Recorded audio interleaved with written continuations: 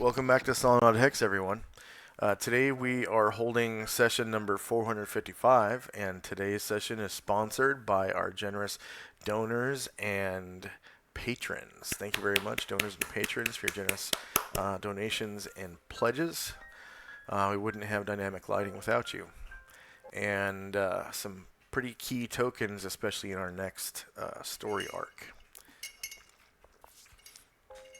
Today I have animated tokens turned off because there's some kind of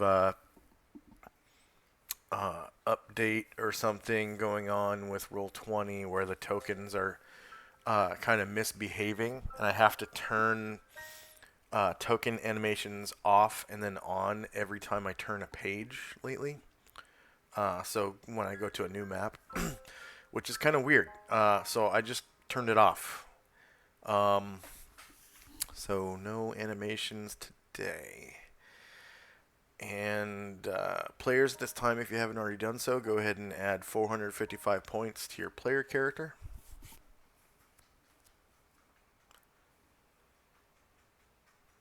And when last we left the Order of the Superior Star, they were in Central Adria, in the Water Temple, in the swamp just south of Hengmai, the old capital. And today could be the finale of this dungeon. We've been in this dungeon for real world. I think it's about 9 months now, 9 or 10 months. Big dungeon. It's like a big maze, um, and players have earned hundreds of thousands of experience points. But this one might be finally coming to an end.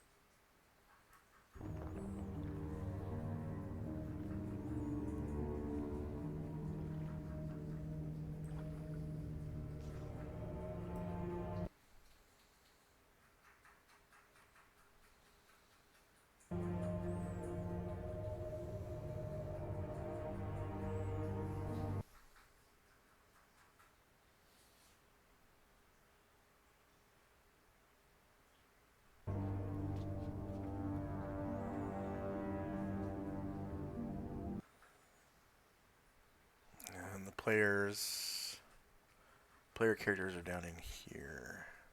In this area, the shift ping. There we go.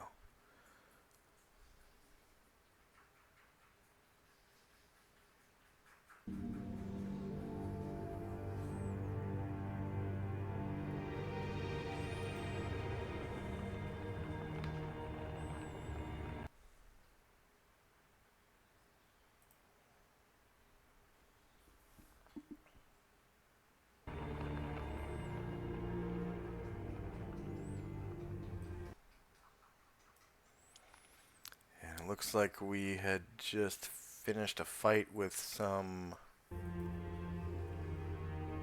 Hainu.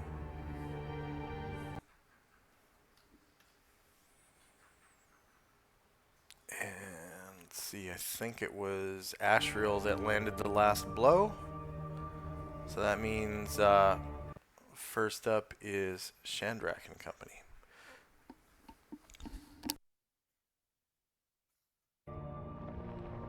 All right.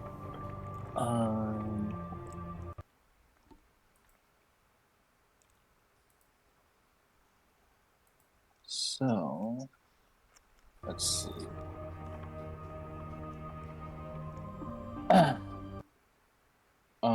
Ryer is going to come over the door by Ashriel and listen at that.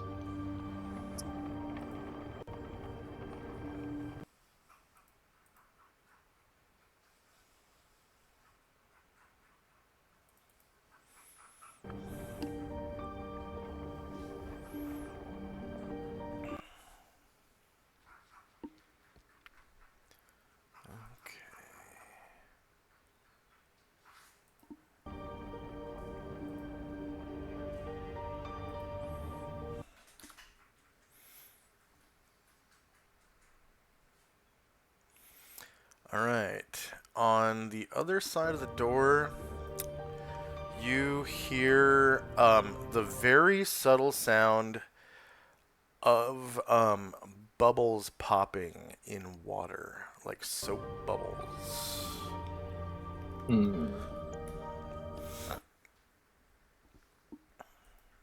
Wouldn't be the first time we interrupted somebody's bath.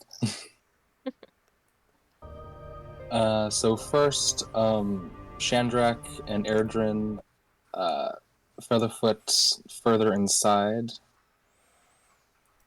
into the room where we fought our battle.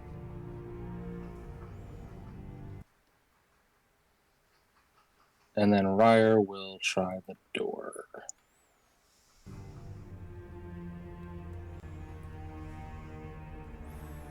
Alright, so just on the other side of the door, there is a freshly filled bathtub that appears to have like bubble bath like amounts of suds in it. And they're kind of like in some spots hanging over the edge of the tub. And they're kind of No one in the tub? slowly popping. Say again? Said no one in the tub? No one in the tub. It does smell kind of fishy in this room. Ah, yes, of course. And on the floor, especially around the tub, you can see what appear to be fish scales. And they're, you know, like a green color, similar to the Hainu. Mm-hmm. Ryer will kind of look over at Gargamond, and he'll go inside, and he'll try the door inside of this room. And it looks like another living quarters with an empty bath in the back. Seems like they love their baths. Gargamond will come back out, say, all clear through those doors. And he'll kind of take a couple steps towards the hallway to the south, and that's all.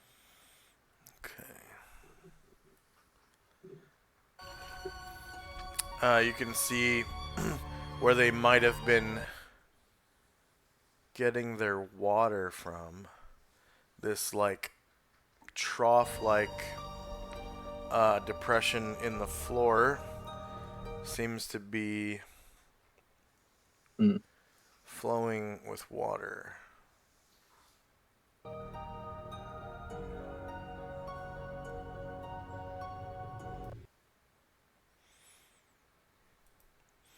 Seems a bit dirty like the other pools of water in the dungeon. Mm-hmm. Oh.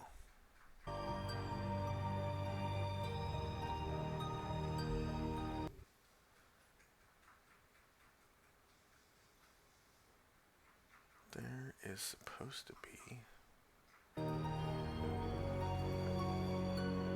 a door here, but we'll say that Mm. it's open.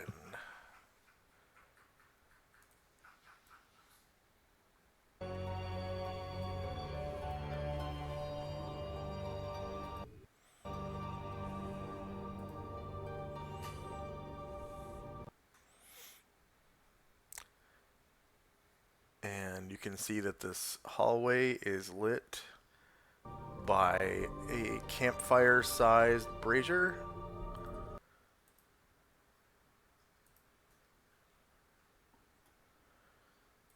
In this little cubby hole right here. Mm-hmm.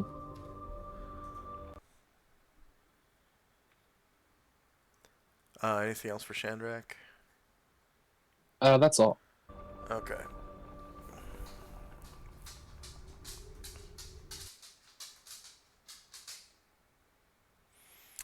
Next up is Tinsy.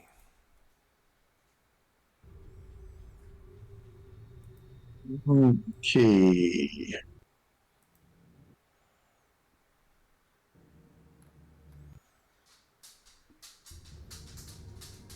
Asheville will fly down here.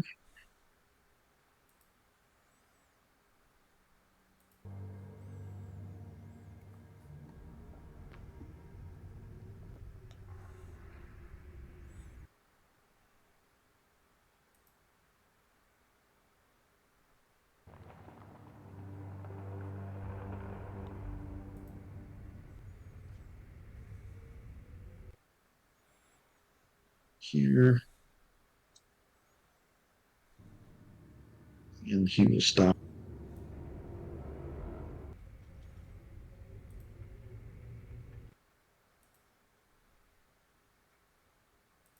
And he's going to wait there. Musashi will follow Asheville.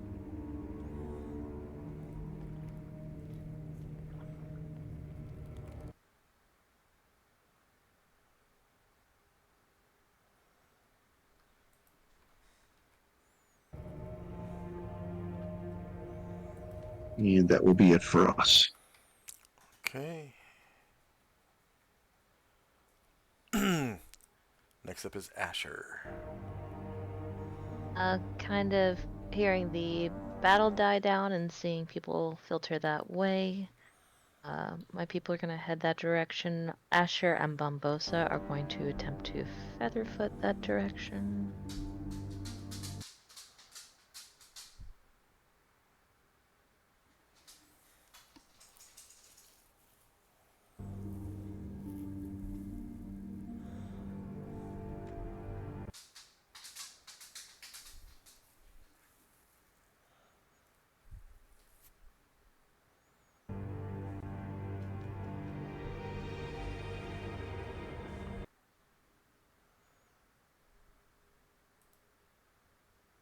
Everybody else will just be moving also.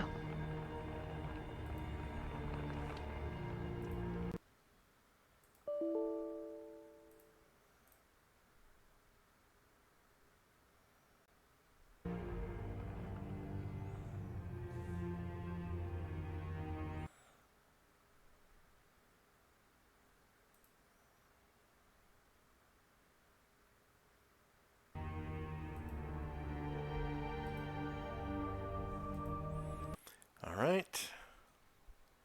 End of round. I'm going to sort just in case we had any new timers at the end of combat last session.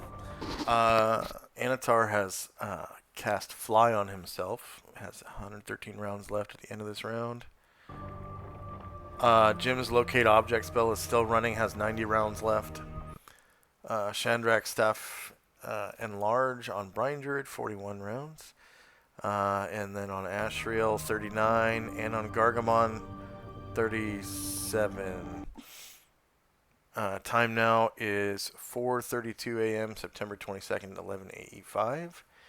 Ashriel has cast Protection from Evil on Karenglor, 20 rounds left at the end of this round. And Protection from Evil on Shandrak, 19 rounds left at the end of this round. Anatar cast Improved Invisibility on himself. He has 10 rounds left at the end of the round. Asriel's protection from evil on Asher has 5 rounds left. And then Vengeful Strike has run out on Gargamond.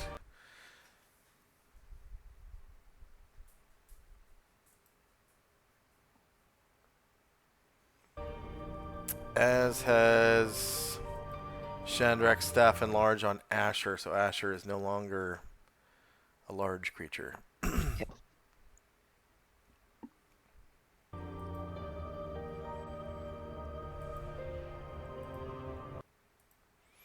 And first up is Chandrak.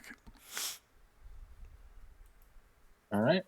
Chandrak tries to featherfoot his way further down.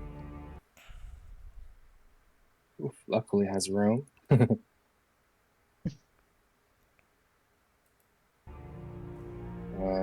Airdrin also will start to featherfoot.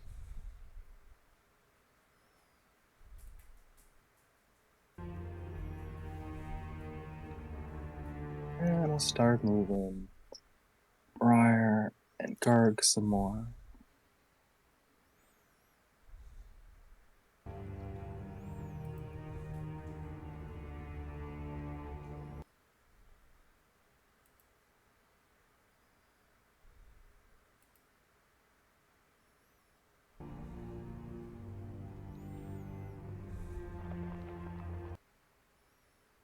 Gargamon will call out to Ryar, check on the door to the south, and Ryar will try to hook his ears up to the southern door.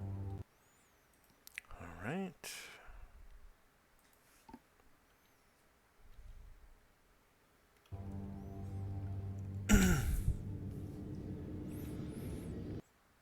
All right. On the other side of the door, you can hear a communal bath between 2 Hainu. And they're speaking their blubby sound to each other. Ryar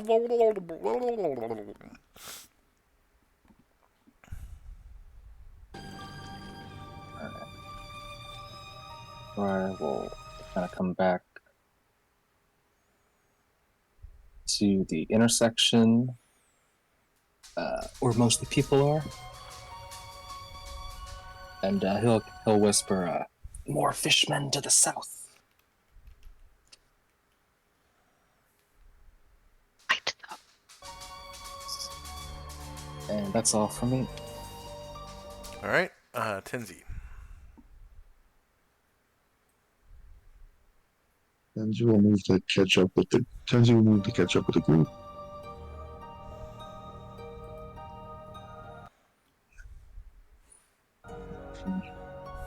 Were the fish people were not evil, were they? Asriel did not get evil vibes from them. Okay.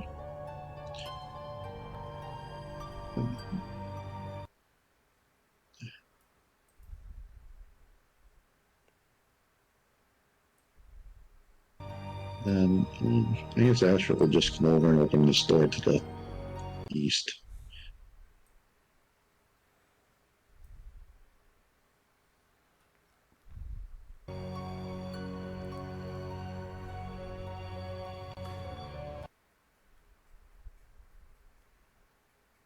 You said Asriel?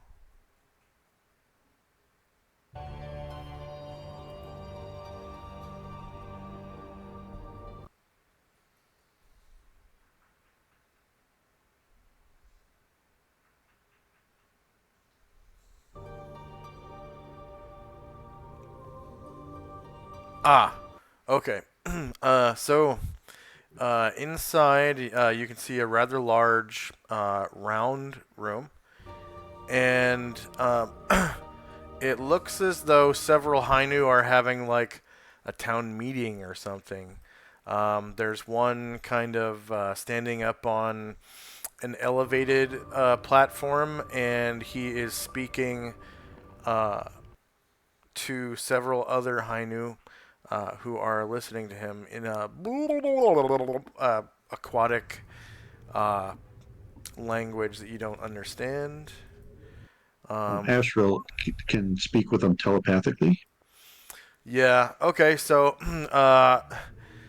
he's saying, you know, we must rid the dungeon of the presence of the snake people.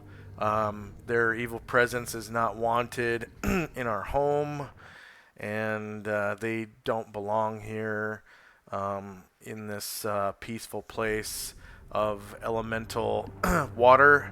And we must revolt and rise against them.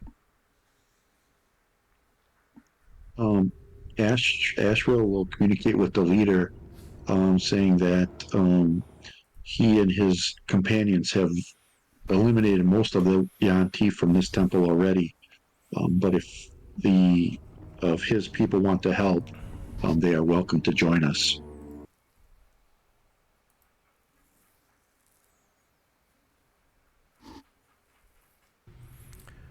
Um, this one, I guess you're only communicating with the one that's speaking to them, right? Yep. So the other ones wouldn't be able to understand your communication.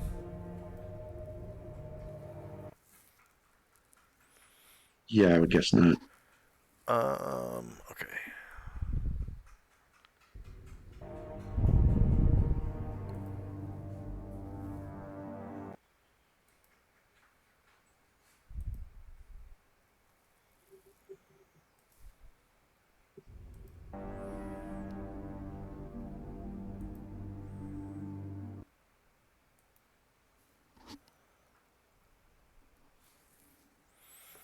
Um, so he turns to Ashriel and speaks in his fish language, but Ashriel understands his thoughts. Right? Is that how it works?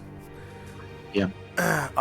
And he says to the effect like, "I am no leader within this community. I am just sick and tired of the presence of the snake men and their evil gods' images, polluting our wonderful temple of water. And there are many other denizens who feel the same way, but are not willing to do violence against the snake men. We should rise up." And he's got like, I guess, a short sword, and that he draws and holds over his head. And the other Hainu in the room are wielding. See, there are two that are wielding tridents, and another one that has a dagger and a net, and they're like holding their tridents over their heads, and the guy with the dagger and the net's holding them high, and they're like, "Yeah!" along with his cheers, "Yeah!" But there's only like 4 of them in here, and so it looks like it's kind of maybe like the beginning of a movement, or maybe they don't have very many supporters.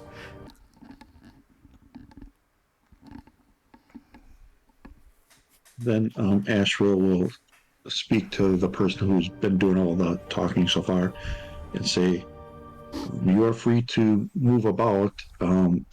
We believe we've eliminated most of the Yanti and their evil companions." And he turns to you and says, "Even though you are an outsider, I'll take your word for now, and go explore the rest of the temple and see if what you say is true." Blah blah blah blah blah blah.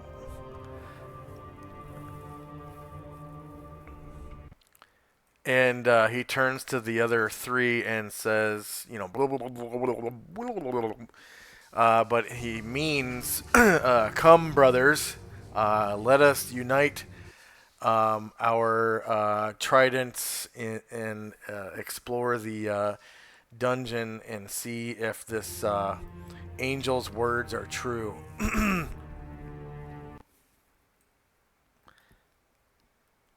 And he kind of starts descending the staircase here. Astral will turn back and say, "My children, leave the fish people to explore the dungeon. They are not our enemies." They will not. What was that? They will not fight them. And Tenzi looks Oh, around at that's the dead Brindred. bodies. Tenzi looks around at the dead fish people. He's like, "Uh-oh." Yeah.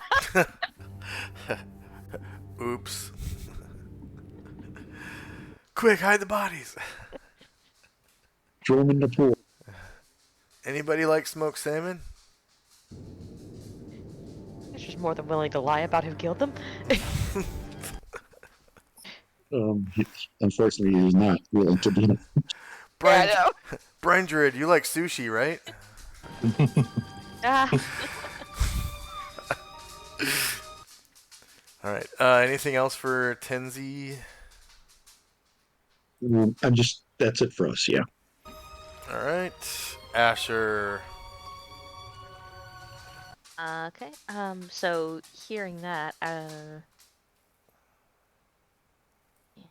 Asher will feather foot forward just to kind of see what things look like down there.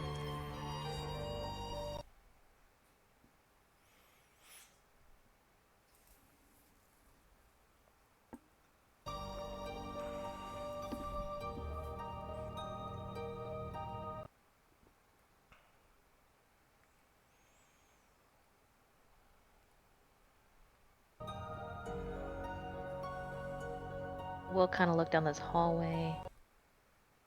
Oh, where Gargamon already is, near a door.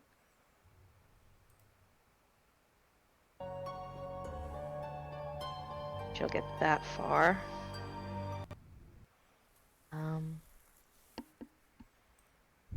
Bosa will try to featherfoot as well. And yeah, basically everyone's just moving closer to Gargamon's position. Oh, I forgot we got double movement now, so actually Asher.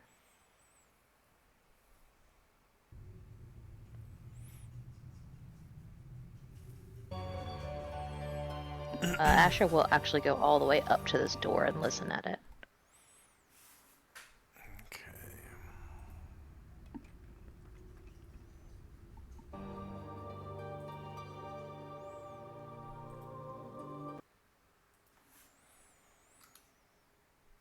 All right.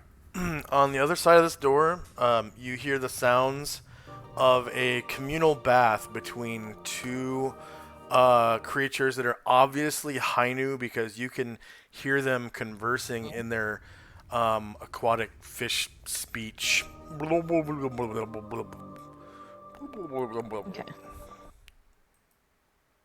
Asher will. Oh. Asher will drop stealth. I might have taken somebody's necklace. And she will look behind her, to Gargamond, and say, "Or fish people. Probably don't want to startle them." Yeah, if they're not mean, then I can move. I don't wanna, Some people got bad attitudes about minotaurs. Yeah, damn racists. um, and Aranglor will up next to Ashril and kind of look this room a little bit better.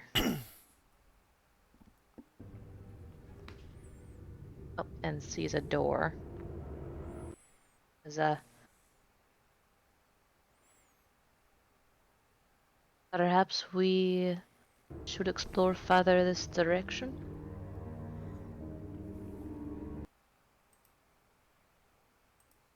Um, Perhaps we should go south first. I would assume this leads back to where we heard the other fish people. Karangor kind of uh, nods his head in assent. And yeah, then we'll just wait for gonna move and see which direction we're going. Be it. All right.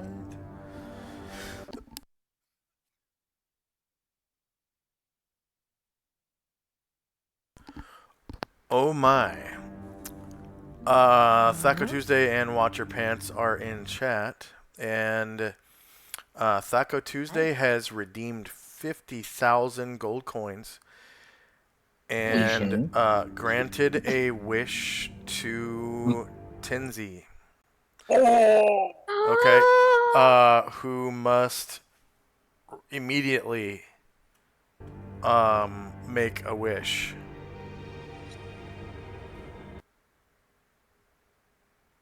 Pressure.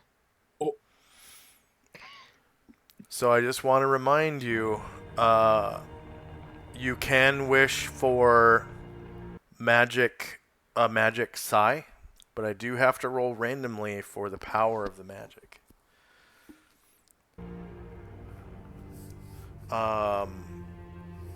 Unless it is a specific, like, psi of displacement or something like that. Even then, some of those weapons have a random roll for how powerful the magic is. So, like, special enchantments or whatever. So it's possible to wish for, like, a Vorpal psi, even though it's not slashing. And then, because Vorpal weapons don't have a, random roll, I think they're automatically +5. So you could do it that way. It's a god wish, so like anything goes. So You still do. would it be possible to do like a sigh of disruption? Yeah, yeah. You still have to type your wish into chat.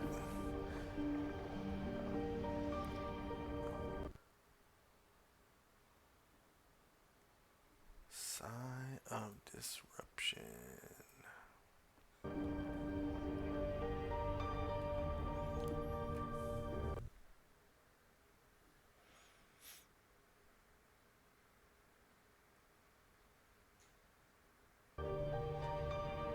Oh, that's cool. Yeah, disruption weapons are hot. They're pretty awesome. And I think they're like +3. If I'm not mistaken. I'll have to see what the random roll is, if any.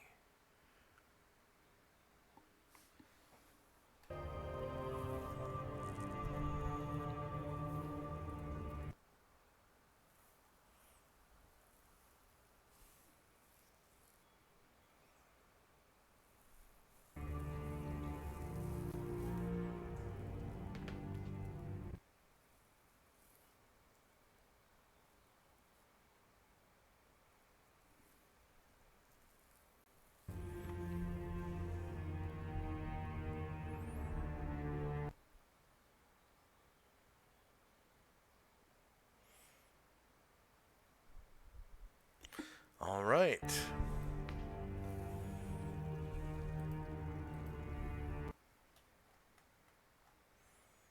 So,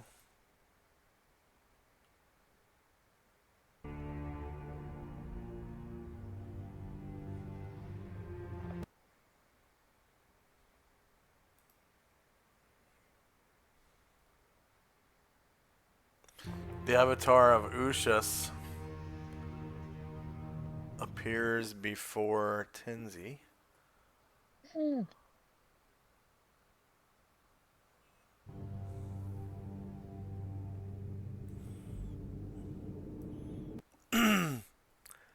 And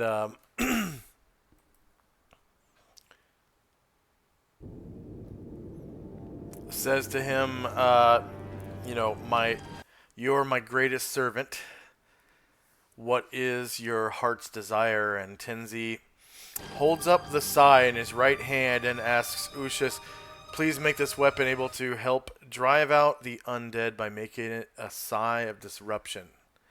And she reaches out and grabs the sai in his hand and squeezes. And she closes her eyes and bows her head, and with her left hand makes a sign of the rising sun, and the sai. Let's see.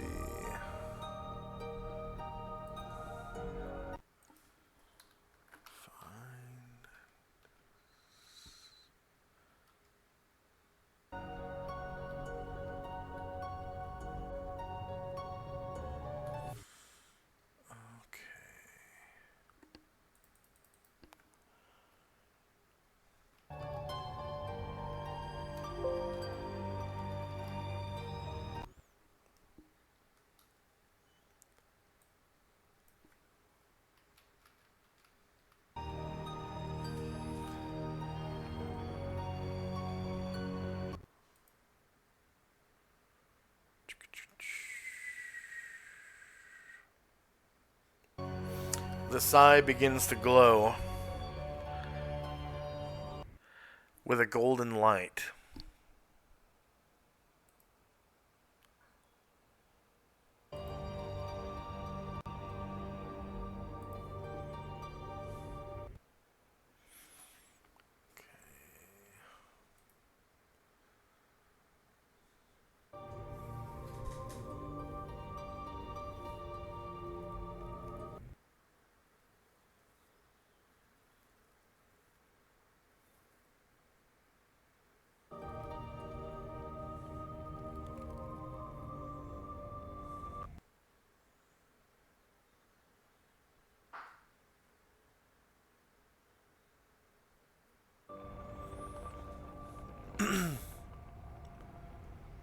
All right.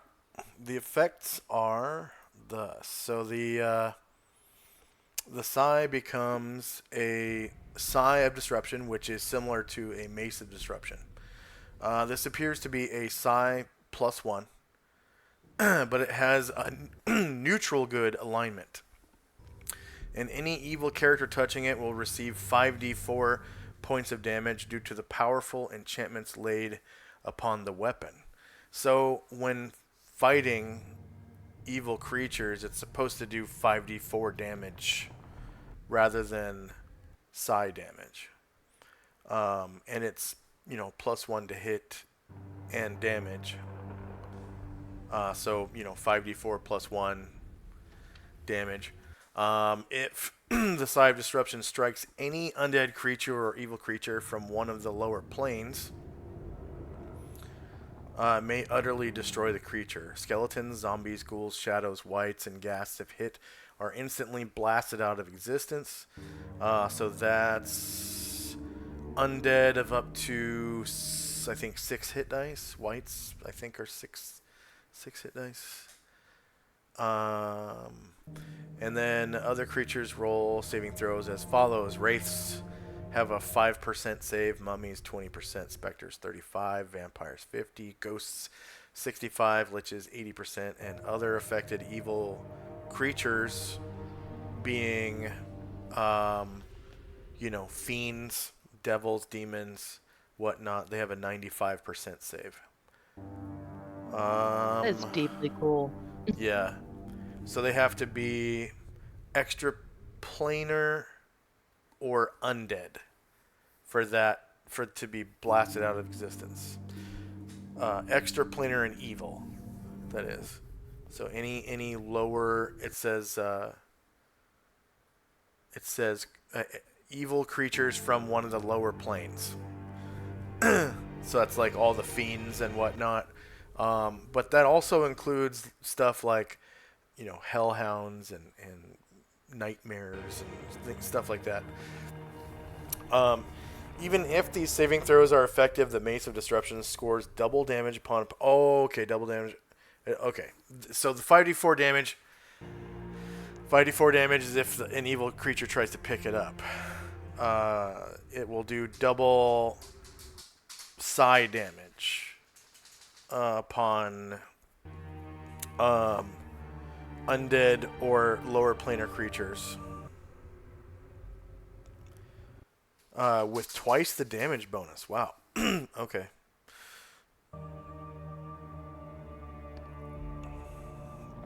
So plus 2 damage. Thank you so much, Thaco Tuesday. Absolutely.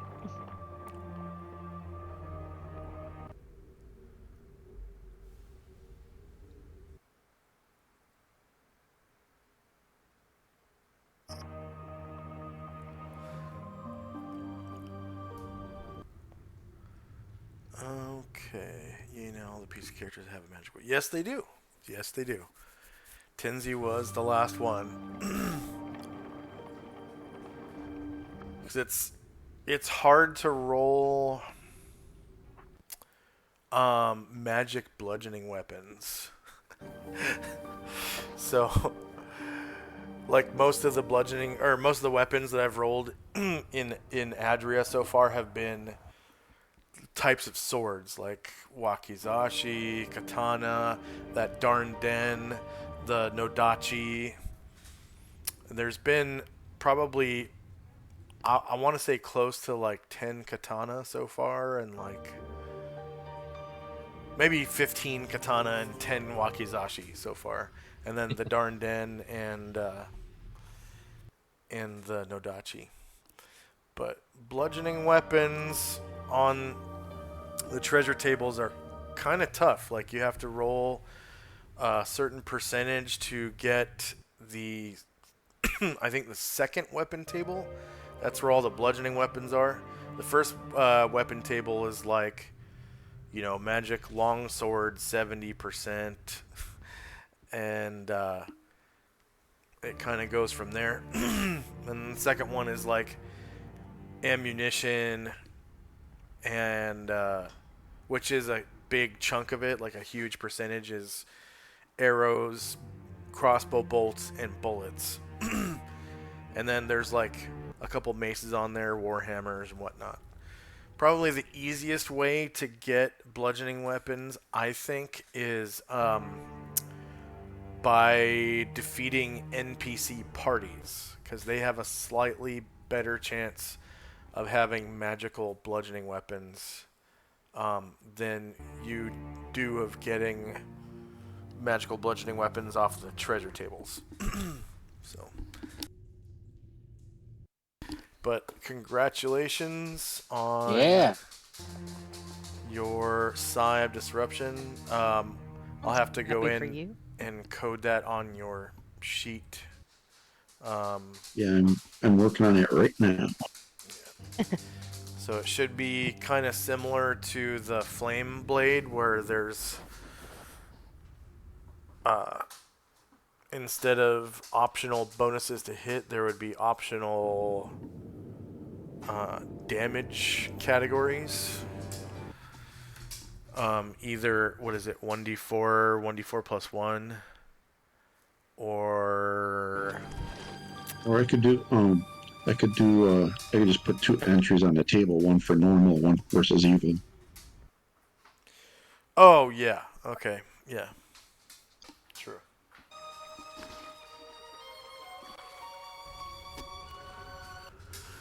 All right. So anything else for Asher and company? No. Apparently a goddess just showed up. That seems like a good time to. Yeah, she just blipped in and just bloop. chill. disappeared. We're good.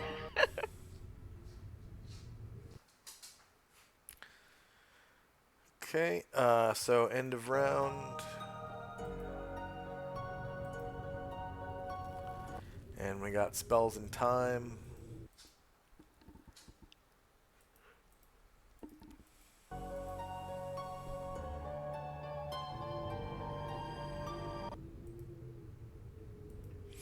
First up is Shandrak.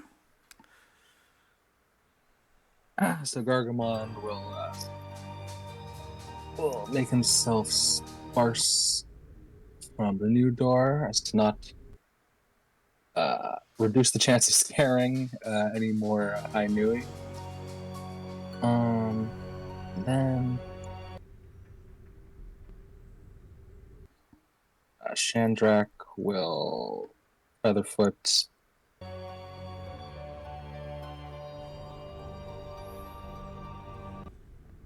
and end up close to the door, but not quite.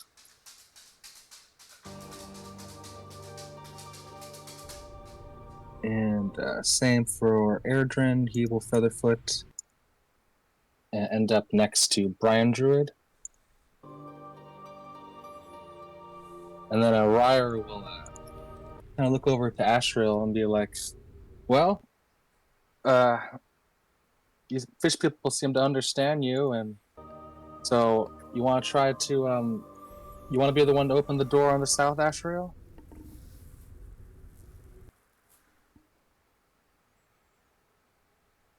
You wish, my child.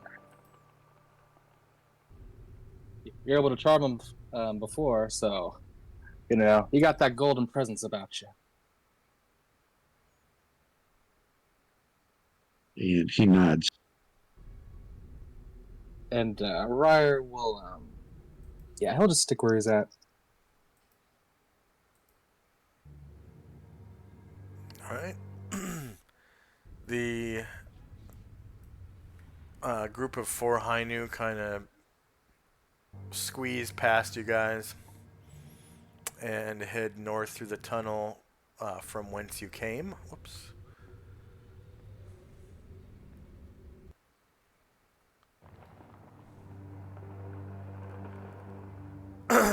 And they get into the room with the bodies, and you can hear one of them gasp, like, in a really fishy way, like, kind of gasping for air. And you can see him run into the room. And you hear like a blah, blah, blah, blah, blah, blah, blah, blah, blah.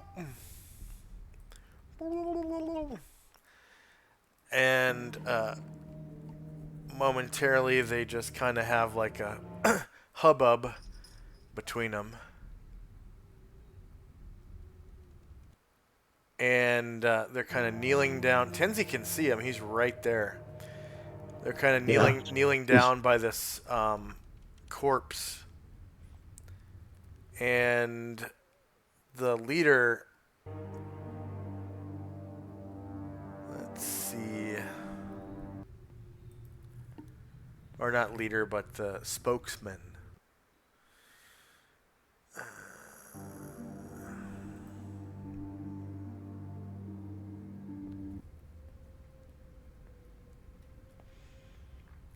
That was... Whoops.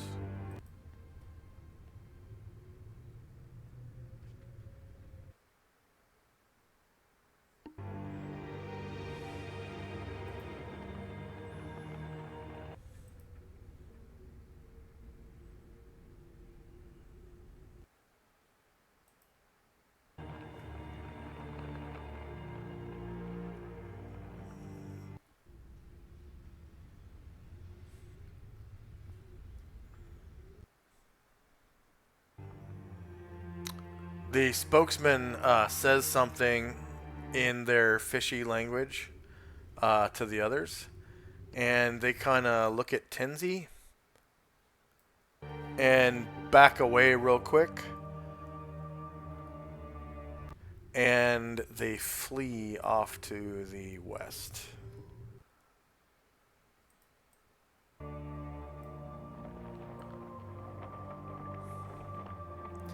And you hear the door slam behind them. Ashriel's spell is still in Yeah, effect, you so can dispel that. he can You can dispel see. that, yeah.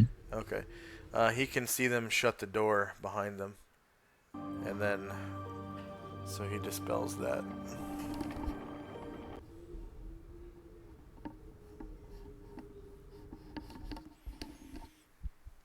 And it's like a slam, like kind of echoes through the chamber. Anything else for Shandrak and company?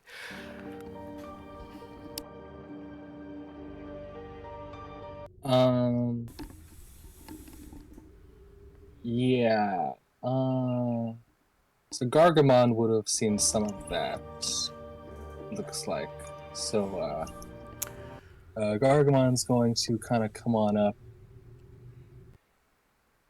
and see if he can't start putting this body into the water to try to hide it from the new Okay, people. yeah. So you're able to just like throw it in. Whoops.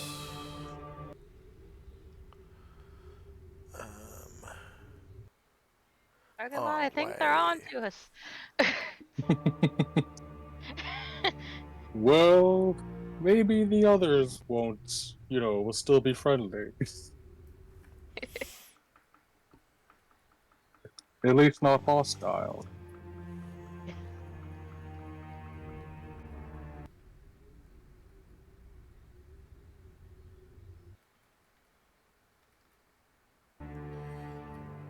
And if I lock this,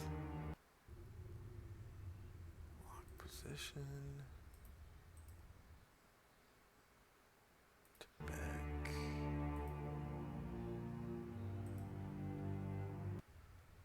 to back. There we go. So you toss this Hainu into the water, and it starts like drifting as though there's a current. Slowly.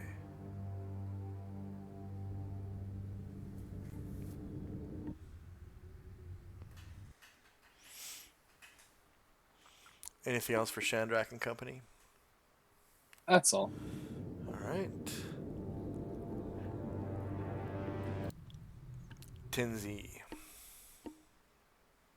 So Tenzi's not sure if Gargamon knows their burial practices or what's going on, so he goes and grabs another one of the bodies and throws it into the pool.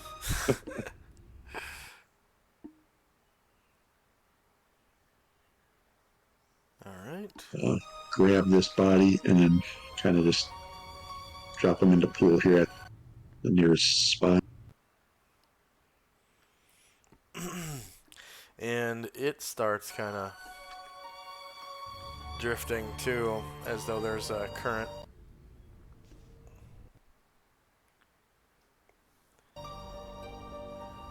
Anything else for Tinsy? Yeah, so Astro's going to move over.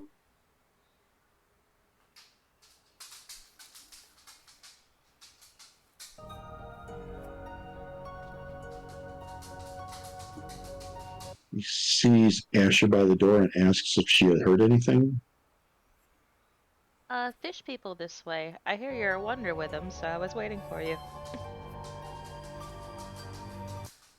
He nods and goes up and opens the door.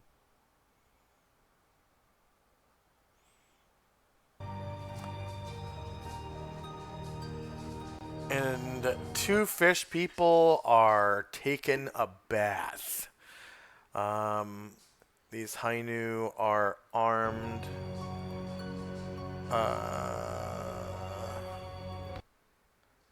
Thusly, one of them has a dagger and net, and the other one has a trident I think just a trident, and they're kind of like enjoying each other's company, to put it lightly. If do they so they don't notice Asheville yet? Um, yeah, it looks like they just kind of have a start and like turn their heads and look over, detaching fish lips from fish lips. So try to communicate with the nearest one and say, sorry for interrupting. We are just trying to get the evil out of the temple. We mean you no harm if you do not uh, take arms against us.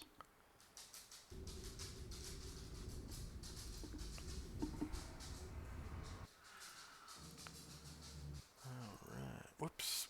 Why do I keep clicking the wrong character?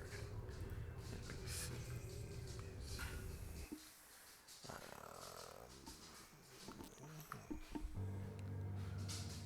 Okay.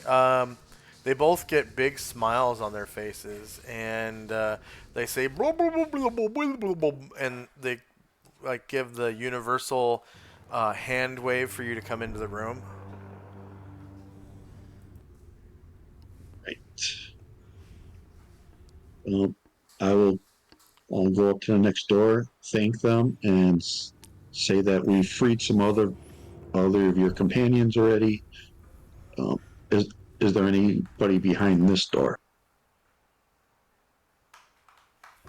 Oh, so they say blah blah blah blah, blah and one of them says, mentally, um, that is our apartment.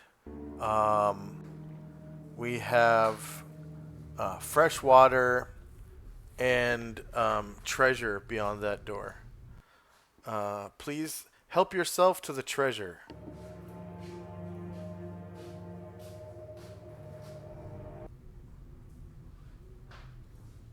Asher will open the door just to make sure he's not going to help himself to treasure. He's just going to look in, make sure that it is as they say. Looks like, there's a staircase kind of going up to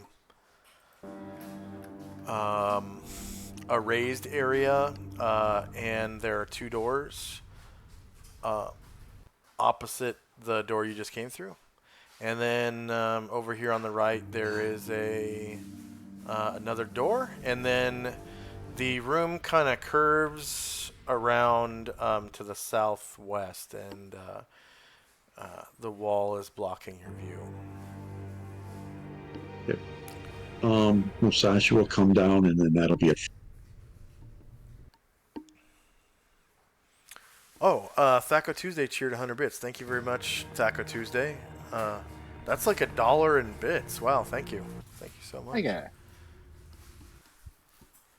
Anything else for Tenzi? I just moved Musashi, and that was it. Okay, so he can see slightly further into the corridor around the corner. It looks like the ceiling is being held up by a column.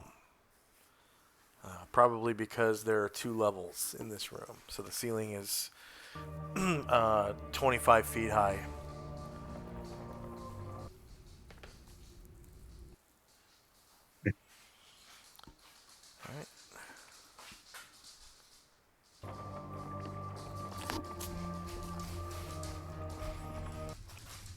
Alright. Next up is Asher. So Asher, like, only observed that, they were talking in their fish language and they were enjoying each other's company, and then, like, did a hand wave, and she, like, kind of side-eyes them and was like, it's not, like, inviting us, are they? Yeah, So it looks like they are. Everyone who comes through the room, they're like waving them into the tub with them.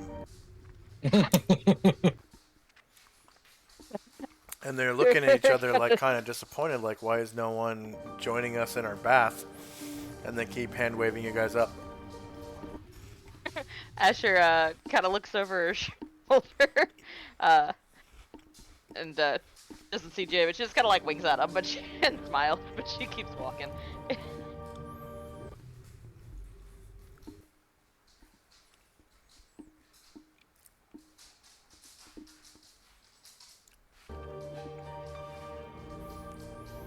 And you pass through the doorway and see a very similar sight to what I described earlier, except now a little bit of the corridor to the southwest is lit by Musashi's necklace.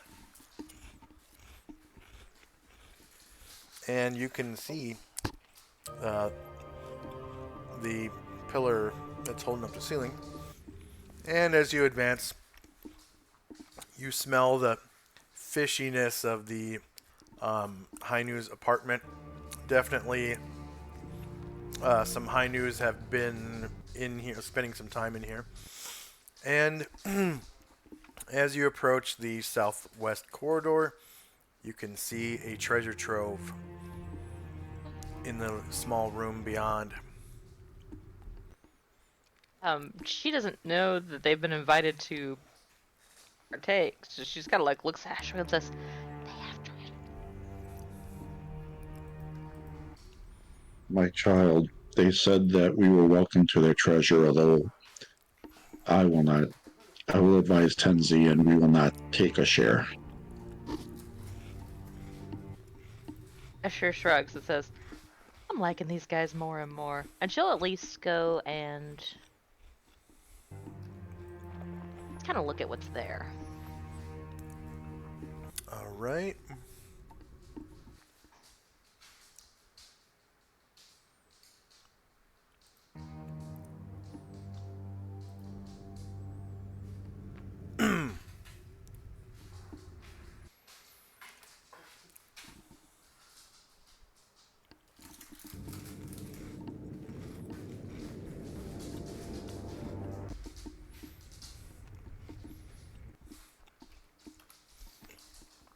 So it's a strange treasure. There are no coins. But there are there's about a grip of transparent pale blue stones. And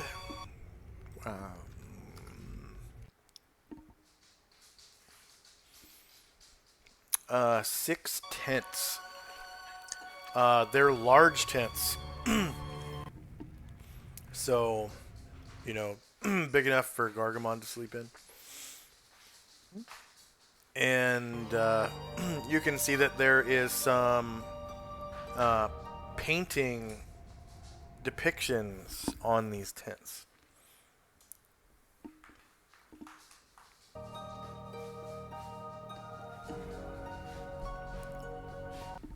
And it looks like they're depicting celestial events.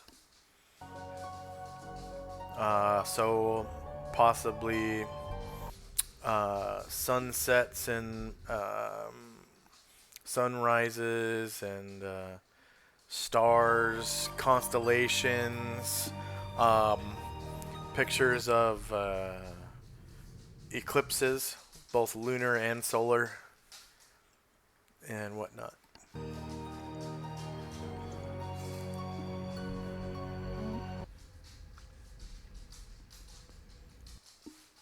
If kind of looking at it wasn't in action, then I'll go ahead and praise the tents. Sure. And like I said, there are 6 of these large tents. All right. So you can tell that the tent posts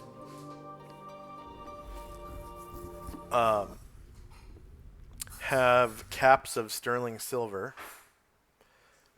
And yeah, the art depicted both inside and outside of the tents depict celestial events that I described earlier, making the tents worth 10 gold each, which I need to check to see the price of a large tent, and if it's less than 10, then it would be the cost of the tent plus 10. So equipment lists. While you're looking at it, Miscellaneous I'm interested in the weight. Okay, so large tents. They weigh 20 pounds each. Normal large tent is worth 25 GP, but the sterling silver cap and the paint of celestial, depicting celestial events, adds to the value of these tents. So these are worth 35 GP each. Okay.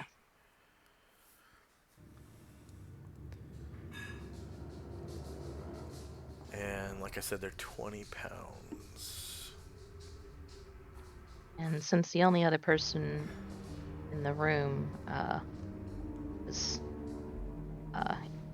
has indicated that they are not interested in the treasure, she'll just kind of keep sifting through it and seeing what's there, and everybody else in my party, in my group, is just gonna move. It's That'll be just the stones and the 6/10. And you kind of, as you sift through, you can see that there are 14 of these stones, and they are a transparent pale blue.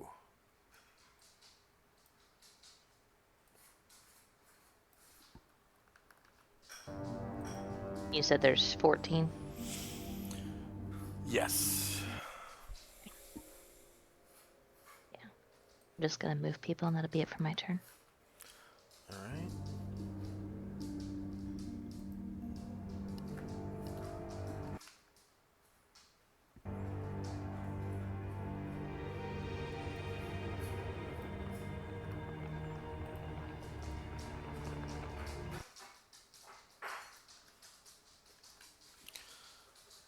So end of round, spells and magic. And time. First up is Shandrak. Gargamon goes and picks up the last Hainu and puts it in the water. And also Tenzi's questioning of funeral practices. Gargamon will try to, after he puts this in the water, like they have webbed fingers, right? They have. Let's see. I'll read their description again. Whoops. There we go.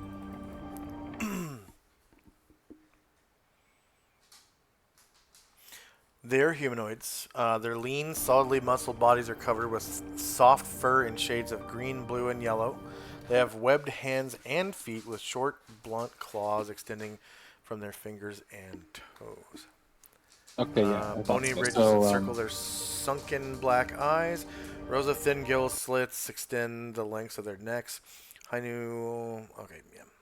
Yeah, that's it. Okay. So Gargamon, to kind of take the arms of the Hainu and put it over its chest, he would kind of try to maybe link the hands, but he can't do that. So he's just kind of try to fold the arms over the chest.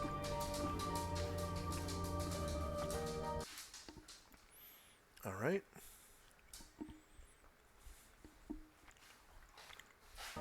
And I don't know, if that would be considered I don't know, how much an action that would be considered, but he would do it to the other two this round if he could too. Just put their arms over their chest. Yeah, that's fine. Mm-hmm. Yeah. That's not really picking anything up. All right. So, and then Shandrak will make his way down.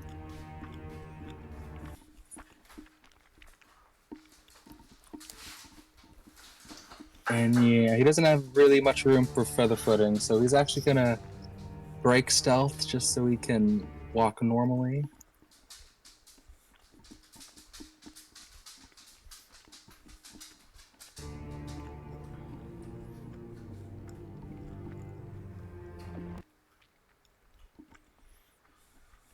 And like, oh, found some treasure, huh?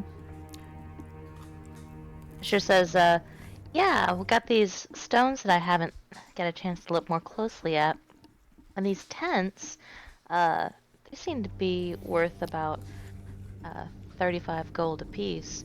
Although they are heavy, hard to say whether it's worth hauling them along, honestly. And Asriel doesn't seem to super want to take it. Oh, yeah, I can understand that. But, you know, we could take our share.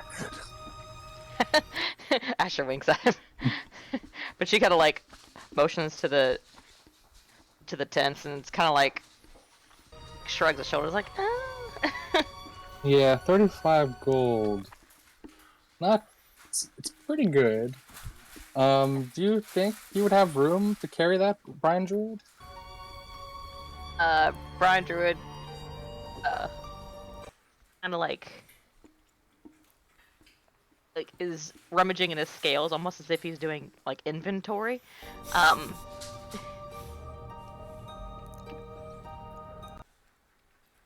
says, "Oh, no problem."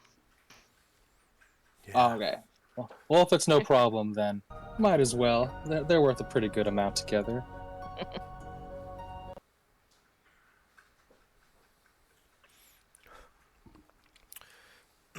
Brian Druid kind of is a bag of holding.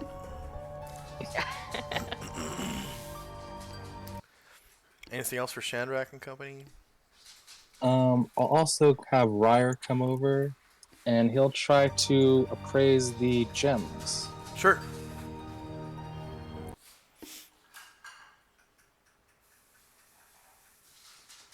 There are 14 of them.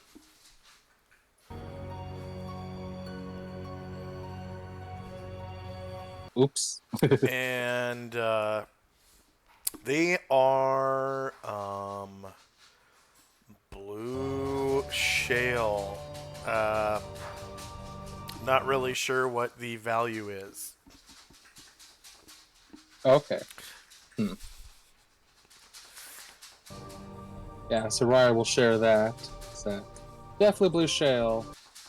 It's been a while since I handled these, so don't know what to go for. Asher, what do you think? And that'll be all for me. She she holds a like circled hand over her eye, uh like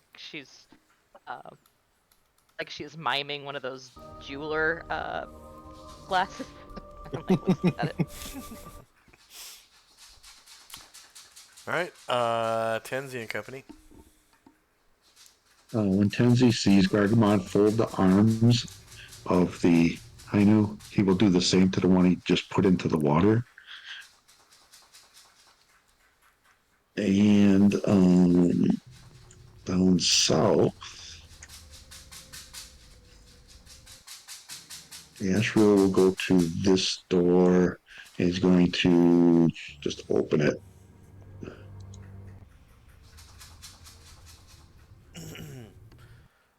All right. Inside is a room that looks like two people have been living in it because somebody's been using my bathtub. There are twin bathtubs inside, and they look like this here.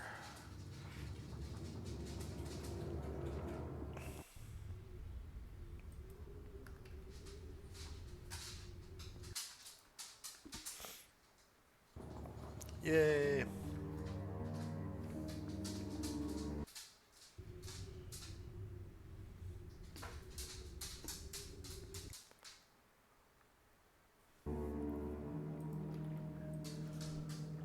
That will be all for Asheville. Just kind of taking the room. Musashi's going to move down to the south where Shandrak is. And that'll be all for us. Okay. This room also has a kind of fireplace. And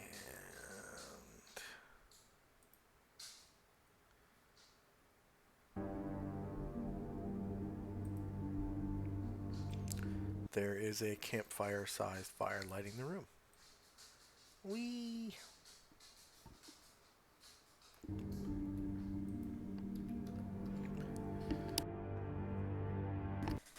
All right. I think we've been playing for about 90 minutes, so right after Asher's turn, we'll take a 5-minute break. So next we have Asher. Asher will look at the pale blue stones and attempt to appraise them.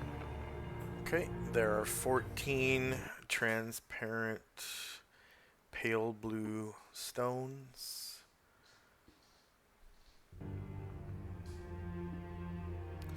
And they are blue quartz, worth 10 GP each. She will tell tell Shandrak that and hand him 7 of them.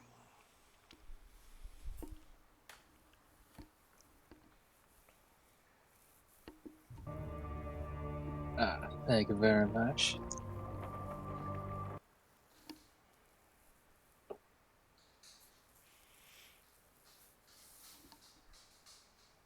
Musashi's not sure what to make of this.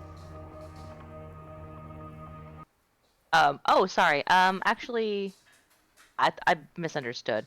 Yeah, Asher will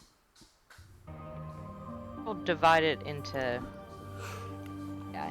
3 shares and say and she'll like kind of leave a pile there and say, I guess that's Lindsay's pile. I don't know what they're gonna do with it. But yeah, okay. So she will give.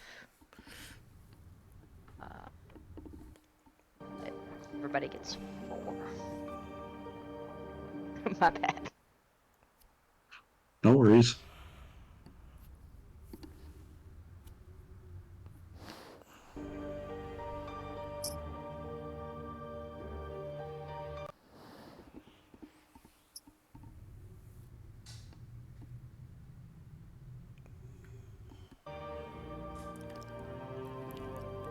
Alright, anything else for Asher? 1 second.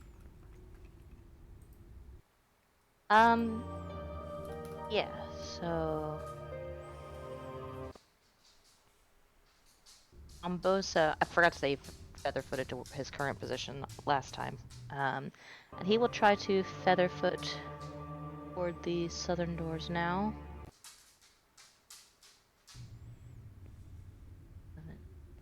12. He will try to listen at this door.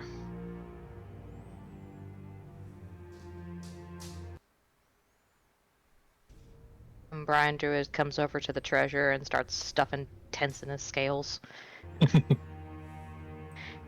Chandrak looks on at awe how he fits it in there. It is somewhat disturbing.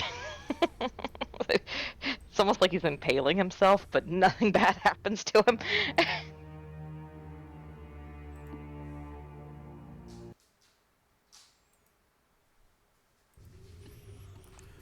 Alright. Bombosa hears the sound of his own beating heart. Lub-dub, lub-dub, lub-dub. Seems fine. And yeah, that will be it for me. Okay. End of round, and we'll have our first break. For our viewers, I have 3 minutes of pre-roll ads, and we'll come back 2 minutes after the pre-roll ads are up. Alright, 5-minute break starting now. We'll be right back.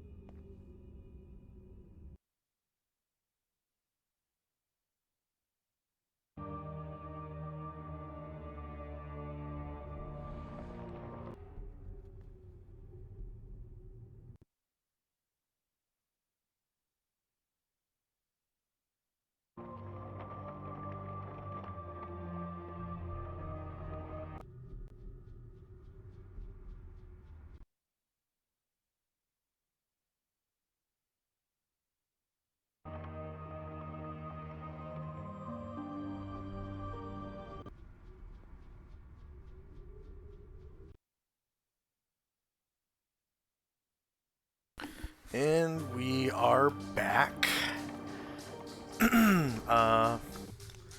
Just gonna sort the tracker real quick.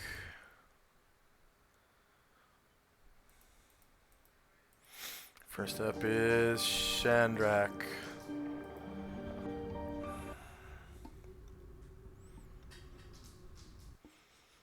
Shandrak, are you there? Yeah, Shandrak, turns over to Asher and says, kind of cracks his knuckles and says, stand still and I'll enlarge you again. To who? She says, "Ooh, that's starting to get pretty fun." To, Asher? Okay. What was her height again? Like 5 feet or something, or 4'8". Let me see.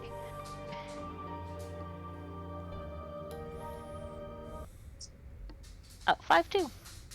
5'2".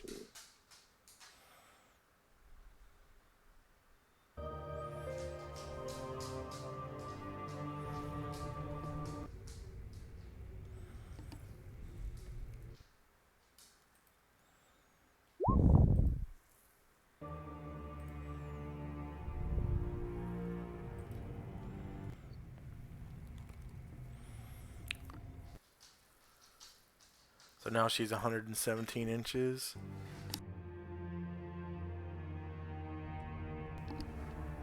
Which is just short of 10 feet. 3 inches short of 10 feet, so 9'9". And that makes her large. Larger than man size is 7 feet to 12 feet.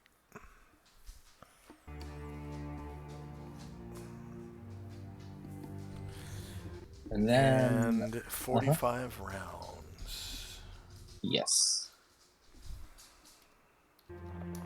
Kind of laughs a little maniacally for like, raises her hands. Like,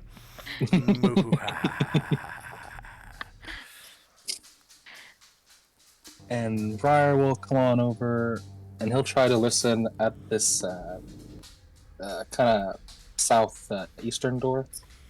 All South right. door on the right side.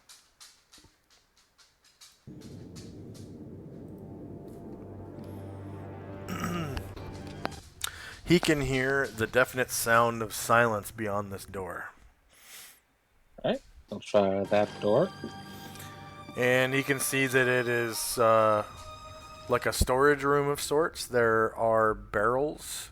Does he read the common tongue? I mean, I believe so, but let me just double check.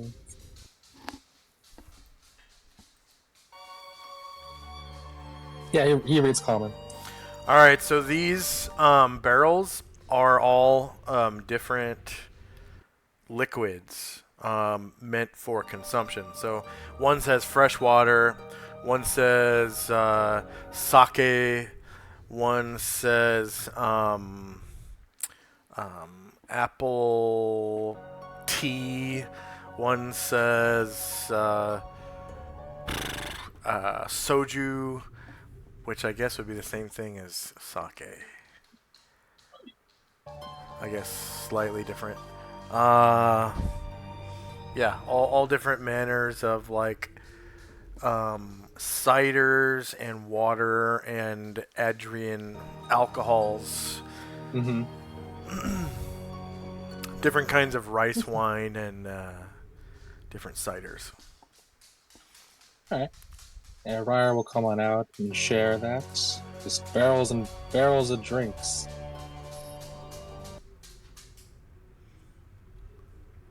And he'll try the other door. All right. Same thing, just barrels in here, except in this one, the barrels. You said he did read common? He does, yes. Okay, yeah. It's different kinds of pickled fish. So you've got like pickled eel, you've got pickled salmon, pickled tuna, different traditional I guess, East Asian types of fish. All right. Yeah. I will share that. Just preserved food in that one. Mostly fish. And yeah, that's Can tell by everything the in this smell. room. Yeah. Yeah, it is pretty fishy, especially when you open that door. And that looks like everything. So Ryer will start to head back out. And that's all for me. Okay. Tenzi and Company. Uh, Sasha will look longingly at the pile of quartz and then turn around and start moving out. Like, oh, I can't take it.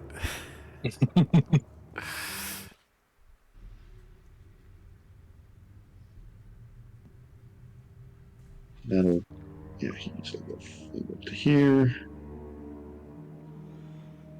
We'll do the same, and I think Tanji will just wait for everyone to come out.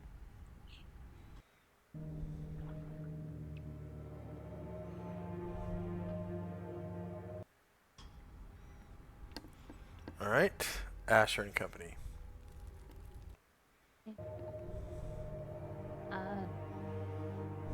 Seeing people kind of backtrack from that area, kind of, they've wrapped up gathering all the stuff, and they will start heading that direction too.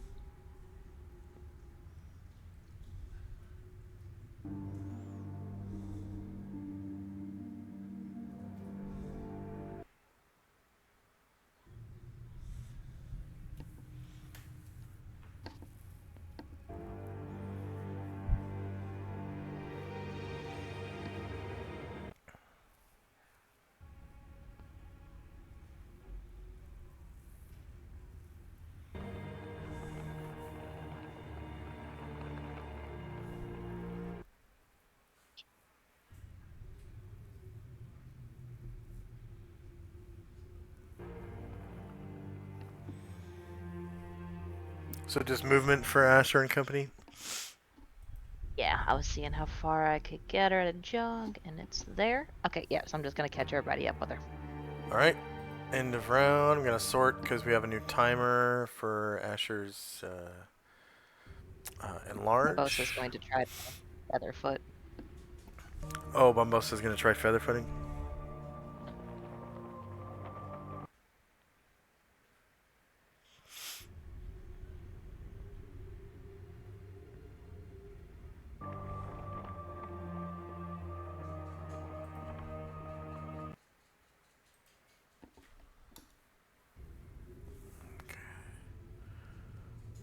We have spells and time.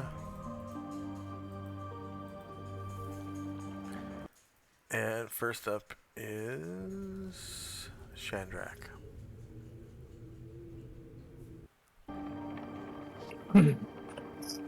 All right. Shandrak will start to jog to catch up.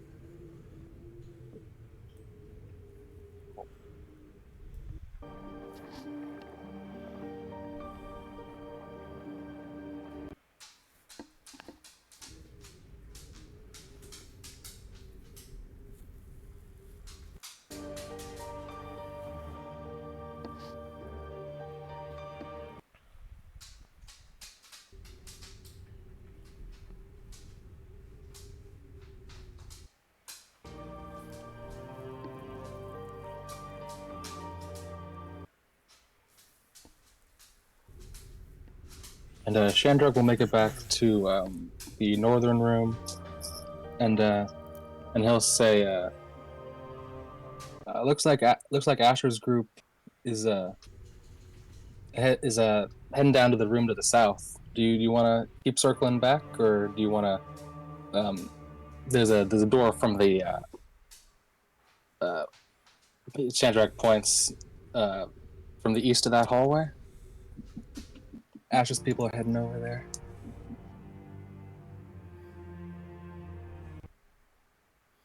Yes, we should check it out. And Shandrak doesn't have enough movement anymore, but I'll just be moving the rest of my people, and that's all. All right. Tenzi and Company. Slash is going to go and check out that door. I think he can move that far.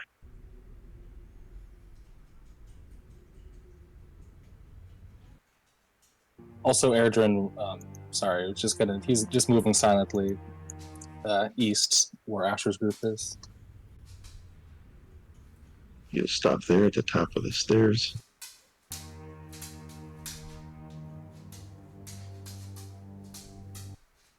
think I'm just going to leave Tenzi, but Ashrael will fly down there.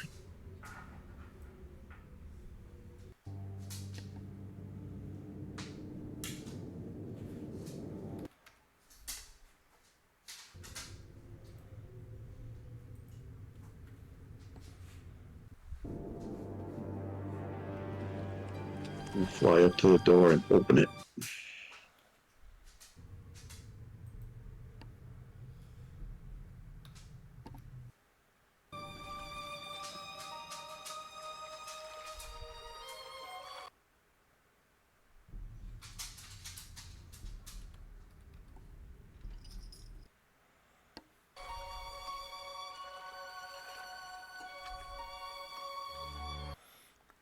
All right.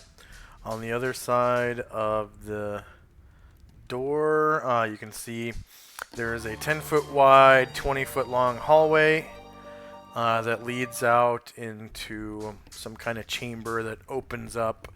You can't see the sides, but 20 feet beyond the opening of the chamber is another hallway by which by your which you can see by your infravision. There's the sentence I was trying to formulate.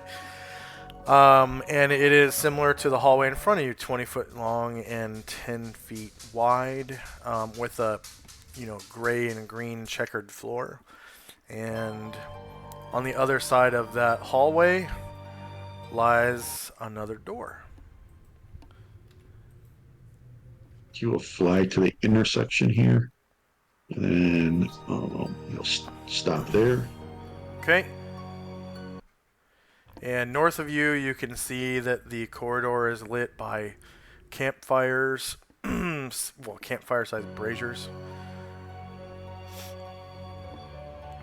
And this looks very similar to a corridor that you saw earlier that was 20 feet wide and 15 feet tall,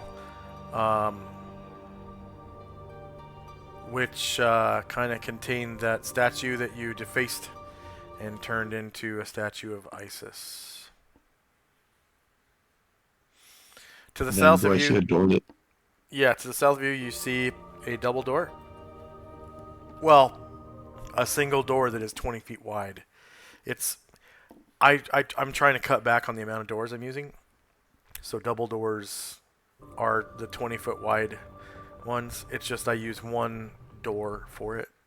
So, and then yeah, you can see the plain as day on the other side of the hallway. There's that other door. In your infravision, that is plain as day.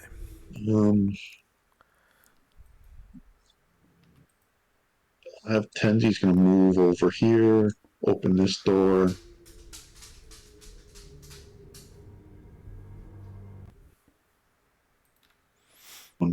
And see Asheville down there, and he'll just wait there, and that'll be it for us. All right.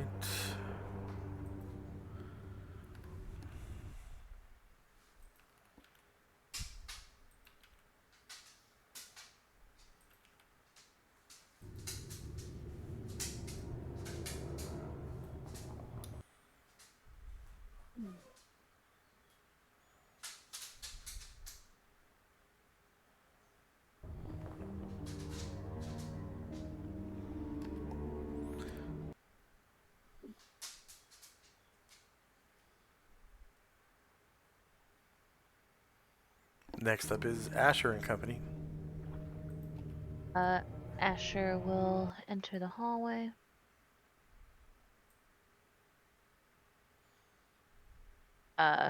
Look around and identify it as the place we've been before.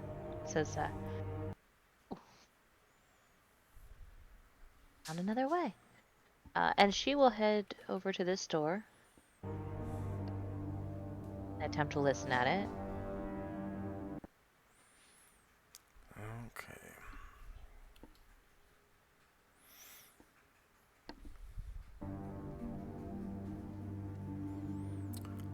She hears only the beat of her heart. Seems fine. Bombosa's gonna try to move silently.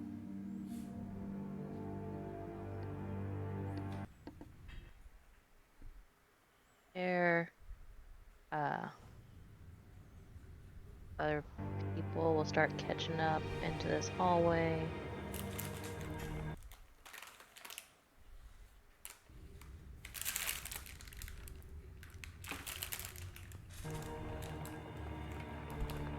Yeah, I took Masoshi's necklace. There we go. And she'll try to open the door. All right. On the other side, you see a group of 4 Hainu that seem to be standing in like a circle at the top of a staircase in this. It kind of looks like it might be a circular room to you, similar to the one you passed through to get to the hallway behind you. And Asher, I need you! they seem to be having a discussion among themselves, rather heated, and they have a start and look back at you, and they begin to run the other direction. What do you want to do? Have more movement left, so Asher kind of like holds her hands up with nothing in them and backs away here. There's a. I think I scared them, Asriel. They gather their things and scoot off to the east. God, I get my east and west mixed up, don't I? And you can hear the slam of a door.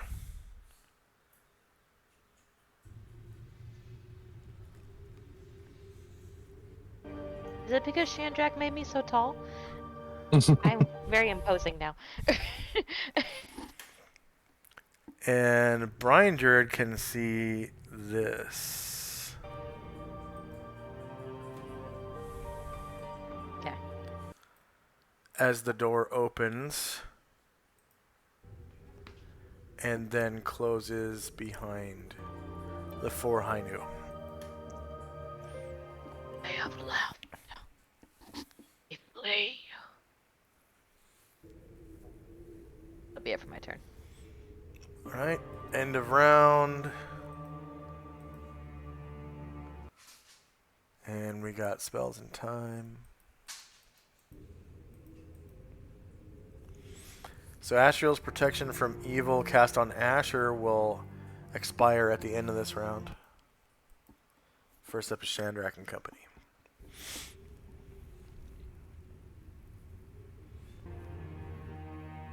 Yeah, so, after Shandrak came back into the north room, and he kind of sees the work Gargamon and Tenzi did, putting the bodies in water and putting the arms over their chest, and Shandrak kind of starts to feel a little guilty. So Shandrak comes over, and one by one, he kind of reaches into his backpack, and he pulls out 3 red and white sardonyx gems, and he places one down by where each body is floating, next to, like, in front of each one. Sardonyx.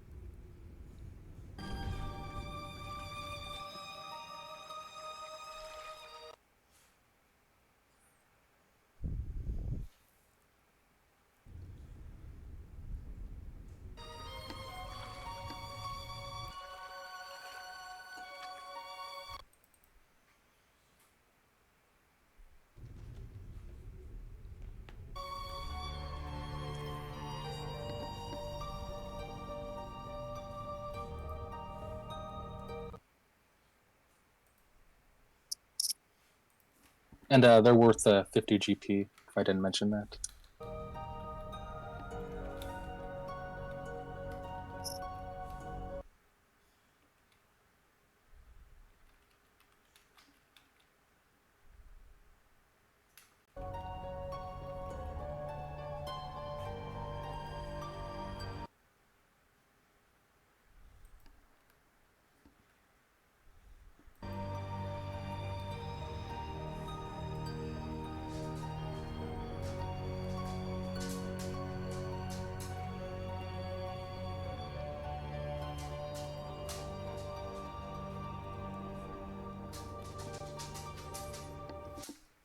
All right, 3 Sardonyxes. 3 Sardonyxi.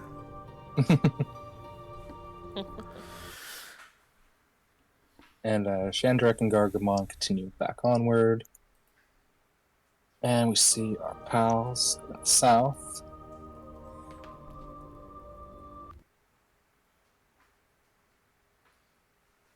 And let's see. Oh, Gargamon kind of get front. Okay, so Gargamond makes it this far. And Ugh.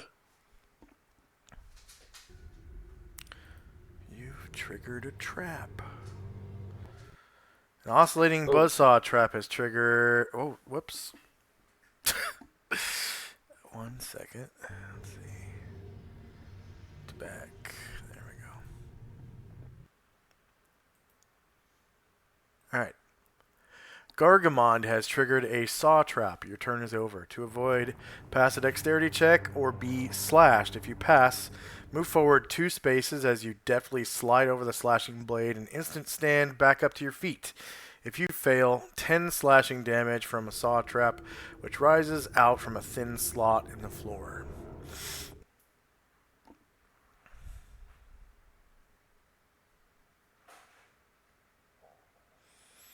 Alright, so move forward 2 spaces, and you kind of like roll over the trap, and then instant stand on the other side. And he just kind of like,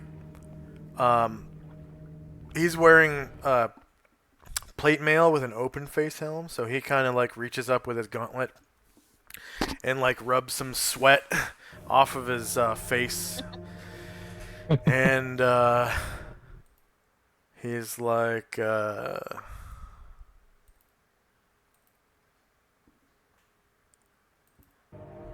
good thing. Good thing. Why is this not working?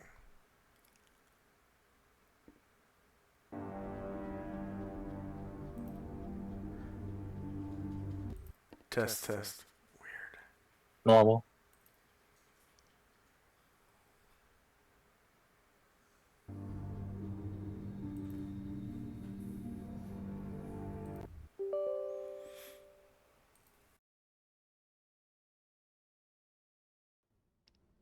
Test.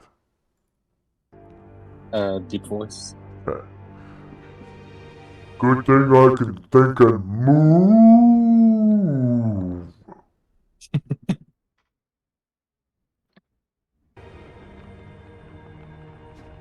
Ooh, As he that was rolls a up close onto his one, feet. buddy. And he looks back at you and gives you a thumbs up.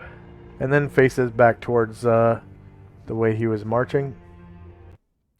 And you can finish the rest of your movement as well. Well, Erdrin, just not his. yeah, he's done. Erdrin moves silently and ends up next to Ryer and Brian Druid.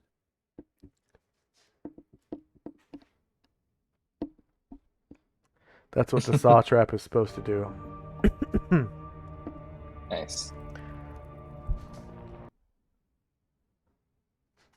And and Chandrak will continue on down, stepping over the trap towards the people in the south.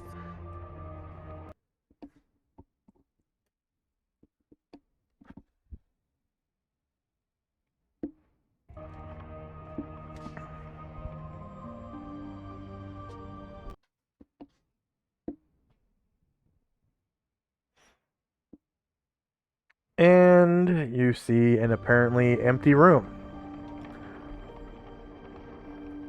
There is a slight waft of fishiness in the air as you step to the door. So that'll be all for Shandrak's turn. All right? Tenzi and Company.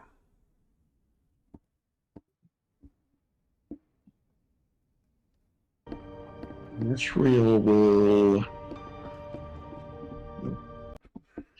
innately cast protection from evil on Asher, renewing that. Ooh, thanks.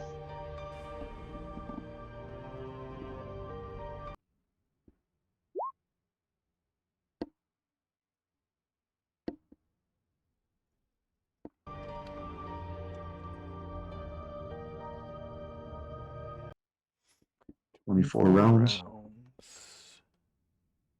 And he's actually just going to wait in the hall there. I'm going to have Tenzi. He's going to come up to where Shandrak is standing, look into the room. And Musashi, where's old Musashi?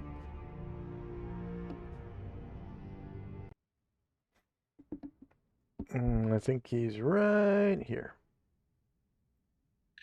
He's got enough movement. He's going to move into the room that they're standing. And he'll look to there. All right, you can see that the ceiling in here is quite high. It is 35 feet above you. There are really 4 levels in the room. There's a deep level here below you, where you can see there is a 10-foot drop into some water below. And then it's a 10-foot climb to get out of the water. And then there's a 10-foot staircase in front of you leading up to this level right here. Okay, and then from there is another 10-foot staircase going up to this highest level. And it seems like this would be a good vantage for an archer or some kind of missile weapon user, sniper or whatnot, to be able to shoot almost anywhere in the room other than like probably, you know, right behind this 10-foot drop here and, you know, immediately on the other side of the 10-foot drop into the water. Okay. Anything else for Tenzi and Company? That'll be it for us. Asher.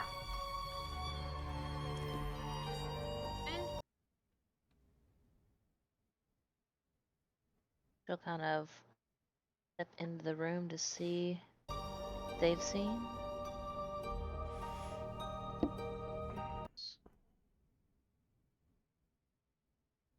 And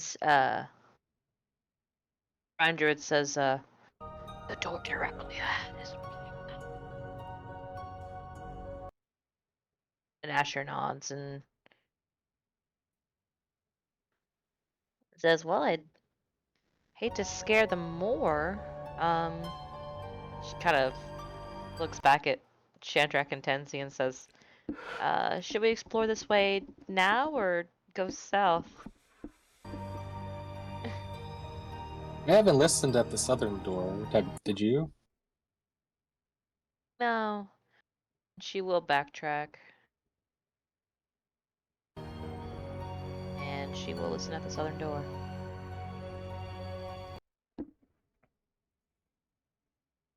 Babos is going to try to move silently closer to the group.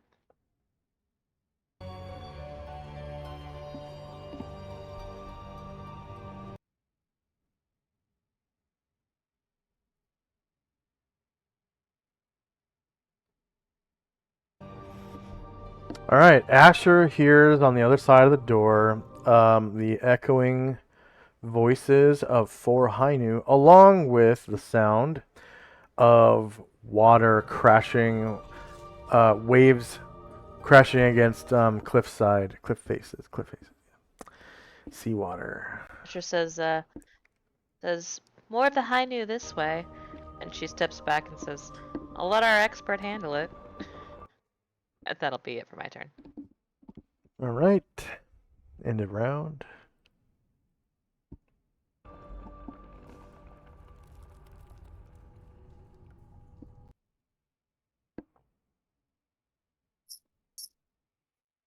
And we are at our 2 hour point. We did just have a break about half an hour ago, but it was kind of like half an hour late. So we'll have a quick 3-minute break now to catch up on our breaks here. And we'll come back and have, it looks like Shandrak and Company's turn. All right, here we go. 3-minute break starting now.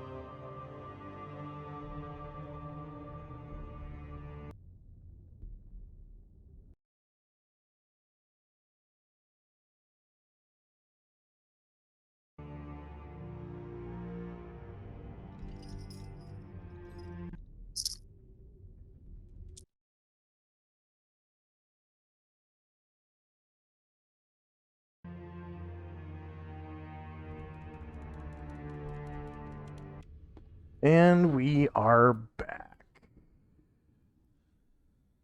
I don't get why my music keeps skipping. I don't have animated tokens turned on. It's like... It's weird. Okay, we got... Oh, I'm gonna sort real quick. We got spells and time. First up is Chandrak.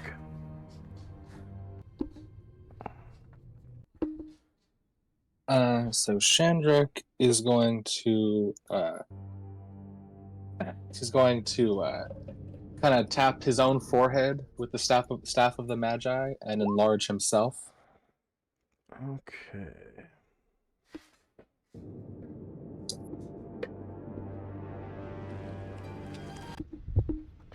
Let's see. On Chandrak.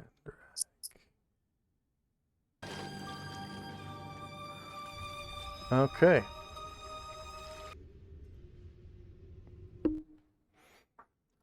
Chandrak.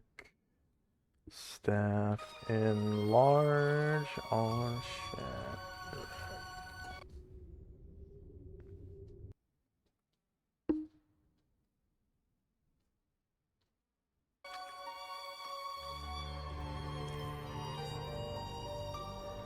$45 rounds.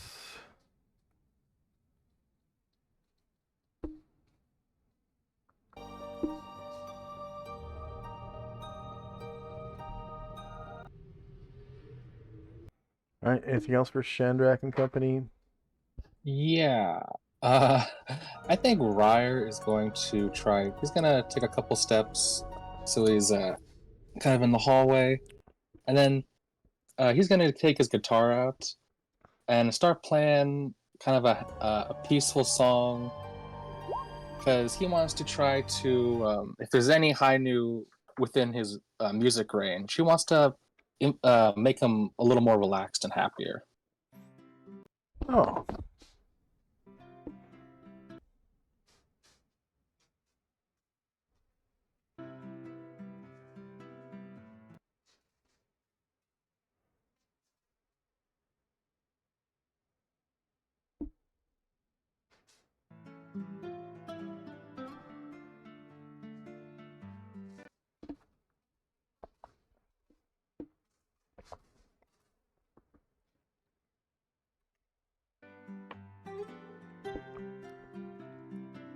Music is the universal language.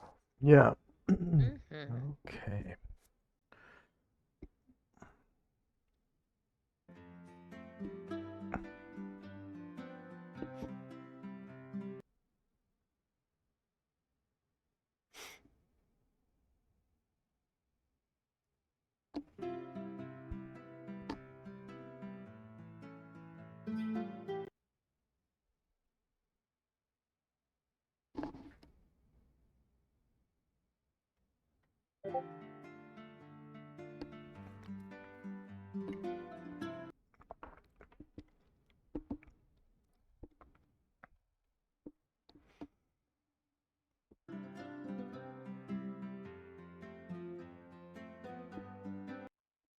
All right.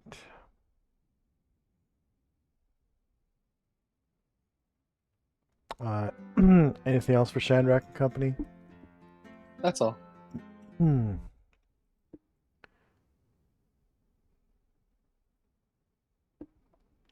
Next up is Tenzi.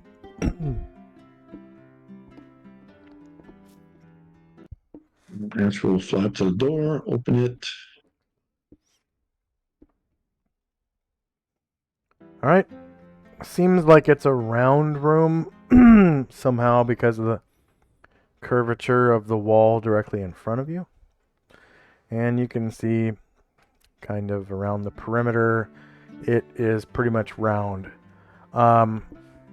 There is a approximately 5 foot wide gap along the wall of water that is about a foot deep, And it is the ambient, like, swamp water, so it's smelly.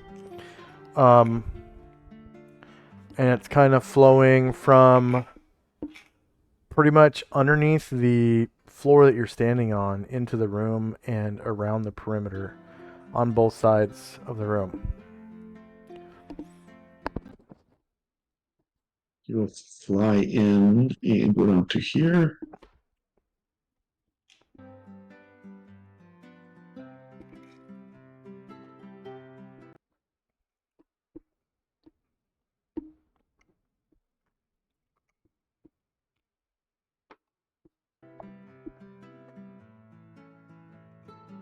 All right. So, as you fly in, you can see that this room is pretty tall. The ceiling is approximately 35 feet overhead, and the ceiling is held up by a series of columns. You can see that there are thicker columns down below here, and you can see one in the light of someone's necklace here. And then by the light of your infravision, you can see one here, and you could assume that there's another one on the other side of the room. In your infravision, you can see an angry water elemental turns to face you, and there are 4 Hainu at the crest of the room in the center, bathing in a pool of water, and they all notice you are there. And the Hainu are armed thusly, 3 with just tridents, and then a 4th with a trident, and I think trident and a spear gun. That's what it is. And the other 3 have a trident and a dagger. And they kind of turn to face Ashriel, and they can see the water elemental coming after you. And they kind of cover their mouths like, oh, snap, type of thing, as the water elemental attacks you. We're now in initiative phase because the water elemental is trying to kill you. The Hainu don't really take up arms so quick. They're just kind of like, they come over to the edge of the bathtub and they put their arms up over the side and they just kind of watch like it's an arena or something. And la-di-da-di everybody, initiative phase.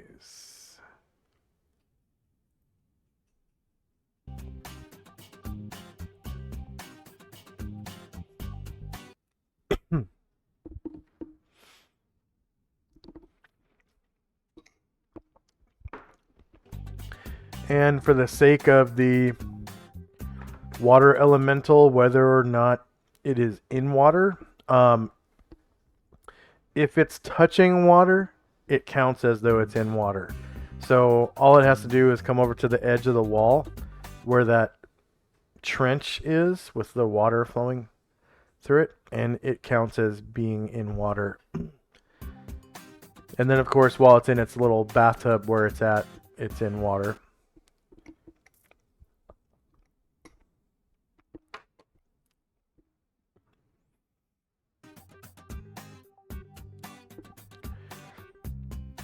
If you were like in the mountains or something and it set foot in a rain puddle, I wouldn't really count that as water.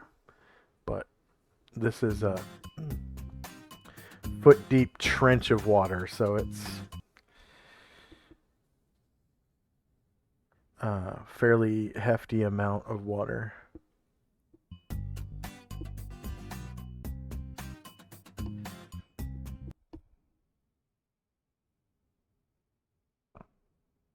Did I get a second for Gargamont? Yes, sir. A second for Asheville, though I hope I don't need it. Second for Ashrail.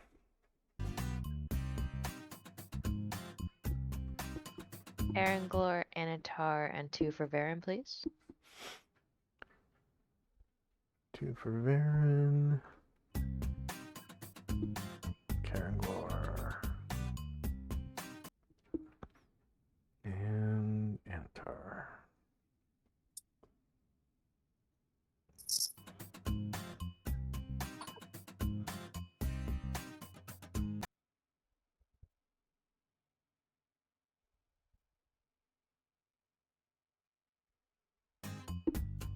All right, is anyone still rolling? I'm still trying to get Asheville's second one in.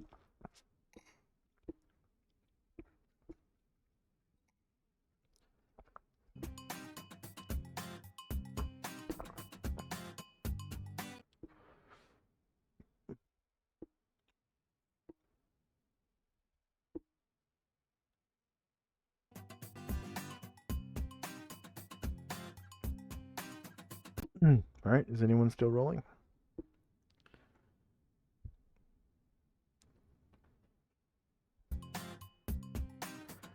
Okay, here we go.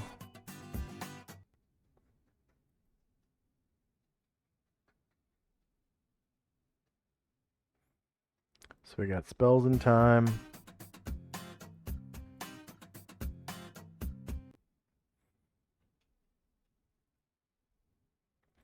First up is Anatar. This longsword +3. He actually was over top of Varen. I had to move him for initiative. I'll put him back. And then he's going to fly.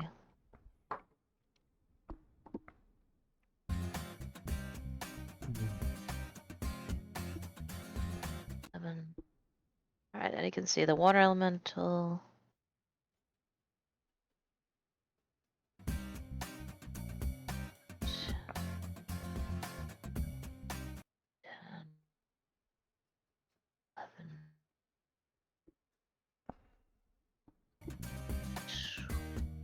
$12. 13 gets him there. Turn, and he is invisible. Presumably the water elemental can't see him That is because correct. he is dumb. Water elementals are dumb. I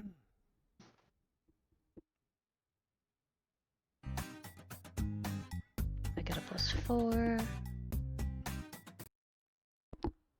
Absolutely +4. All right, that is shieldless flank, -4, beats AC 2, causing 21 damage.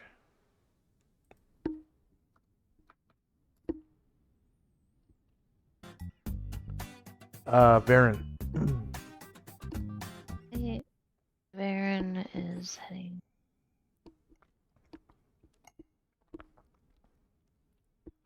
Seven, 8, 9, 10, 11.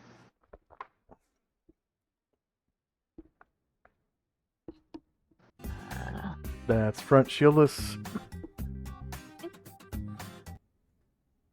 We are. Oh, hi, Master.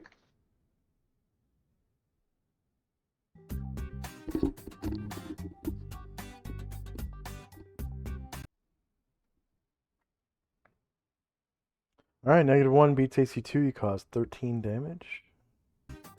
And shield.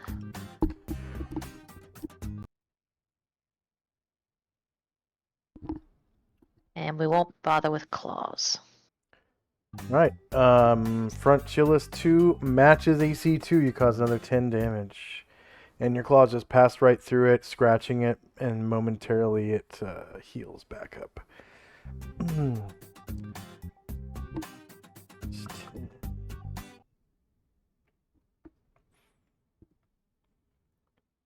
10Z. Tenzi's going to move into the room, and that'll be it. But I just noticed, and maybe it's just this elemental, but it looks kind of like it's giving me the finger here.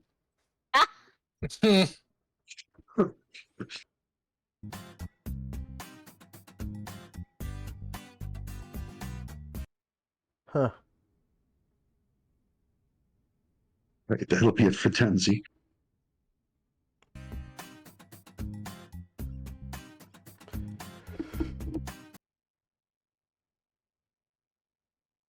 Maybe it's just because I have the animations off. Maybe it's just the way it stopped or something. I don't know.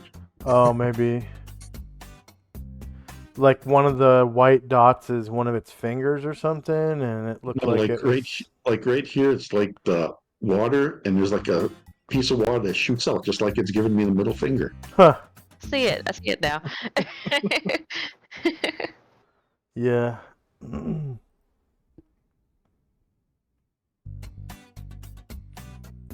Okay. Asher. Asher is invisible, not stealth, but that's fine because it's still historically can't see her. 5 and 8. And so she obviously doesn't have a back, but will attack it at a +4. So she's stealth, not invisible. He said, or invisible, not stealth. Other way, she's invisible, not stealthed. Okay.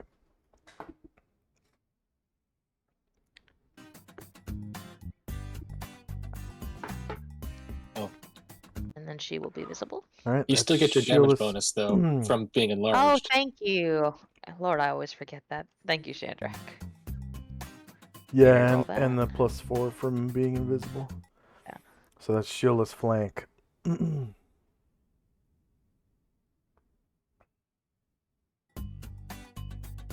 1.9.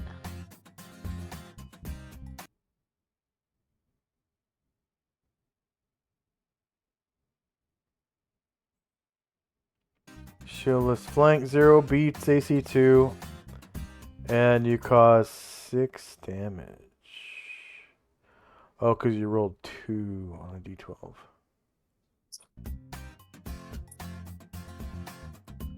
Extra +1 for being big.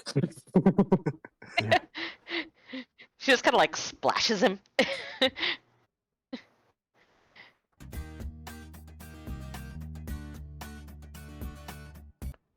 Jim Astonbrass.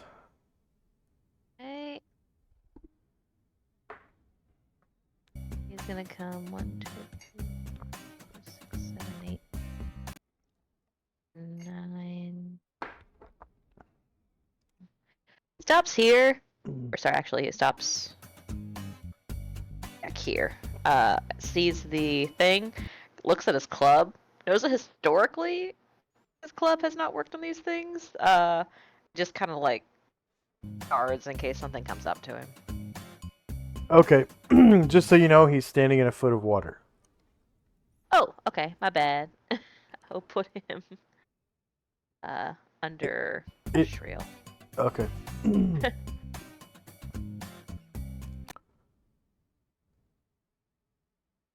I mean, it didn't matter to me. I just wanted you to know he was standing in a foot of water. Ryer. Wet socks are bad. Let's see.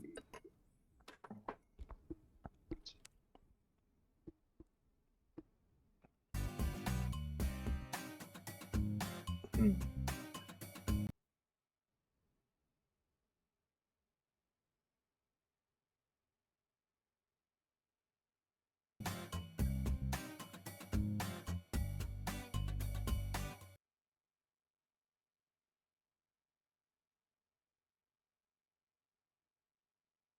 Hmm. Yeah, he's going to kind of come around by Varen, and he's gonna wait there. He's got 1 square left of movement.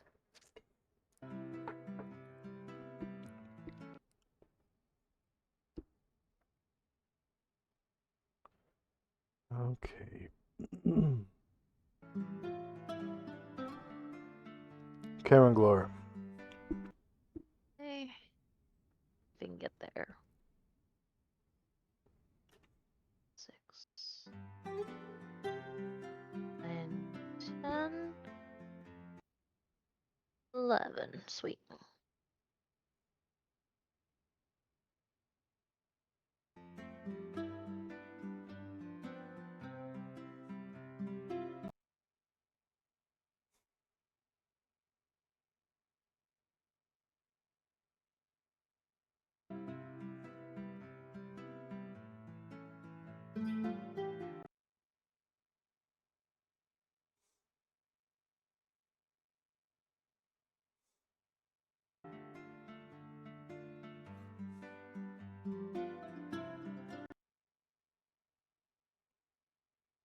What's Karangor doing?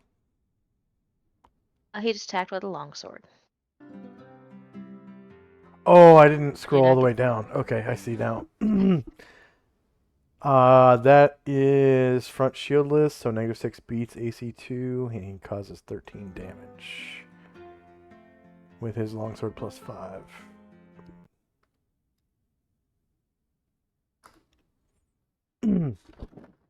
And next is Musashi. Musashi's gonna wait. All right, Brian Druid.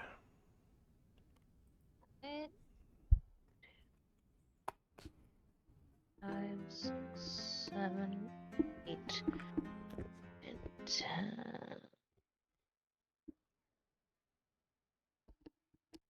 And 12. Okay, good. I can move there. And he will bite.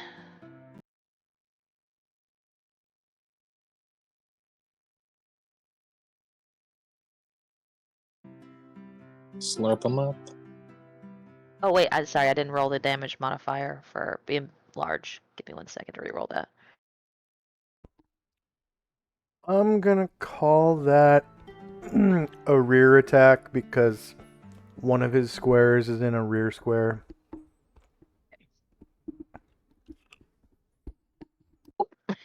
Woohoo! So Brian Druid's off balance. Yeah.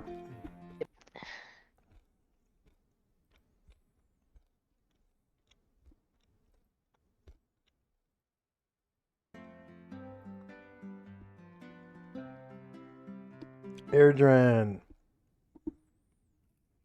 Airdran will Featherfoot his way into the room, but he knows he's not equipped to take down the elemental, so that's all.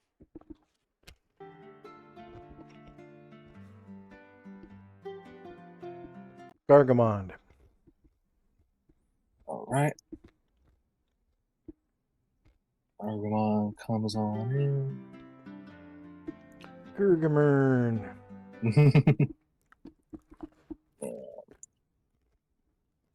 And he will give that elemental a big poke with his halberd.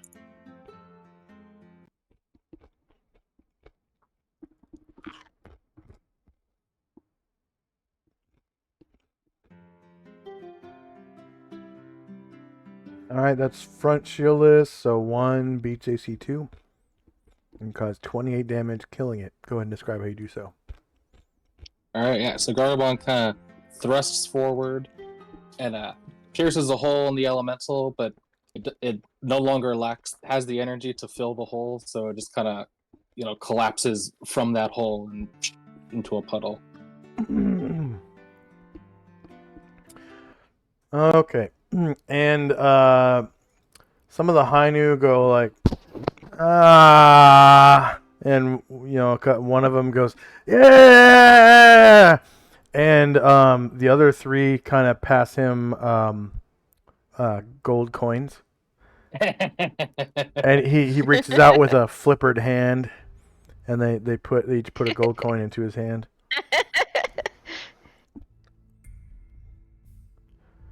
All right.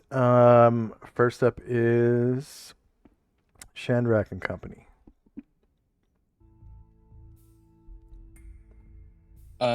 Seeing the elemental dead and the Hainu, chilling and kind of joking around, Ryer goes back to playing a song to lighten the mood and make these people a little friendlier.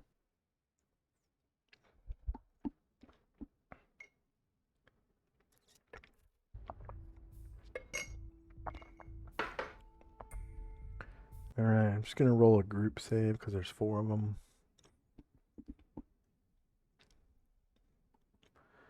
That's paralyzation -4.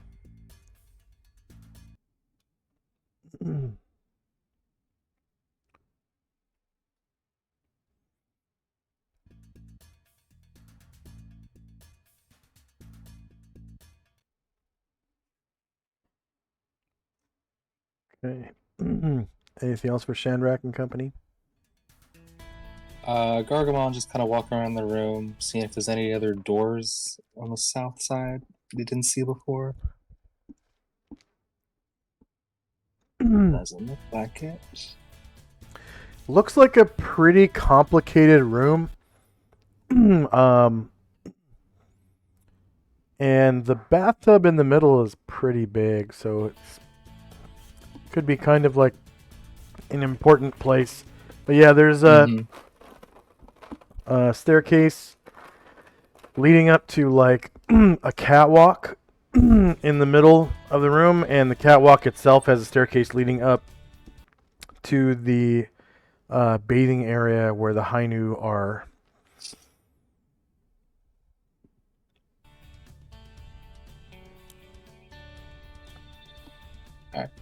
Gargamon will kind of give him a wave as he passes by, and yeah, that's all for me. All right, end of round.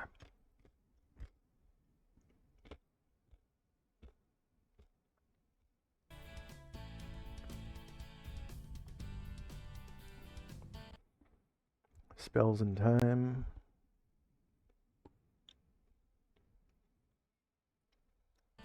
First up is Tenzi.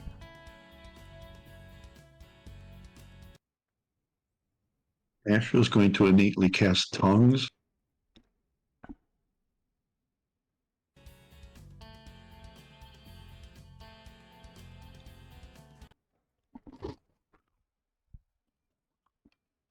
And he will speak to the Hainu in their native tongue in using his voice instead of his mind, and say that we are here to clear the evil out of the temple. We mean you no harm. I would have warned you about if this was an ally of yours, but it seems like it was more of a pet.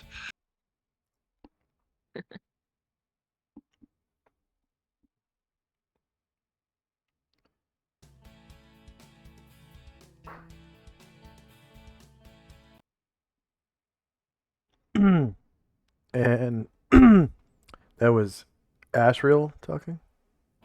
Yep.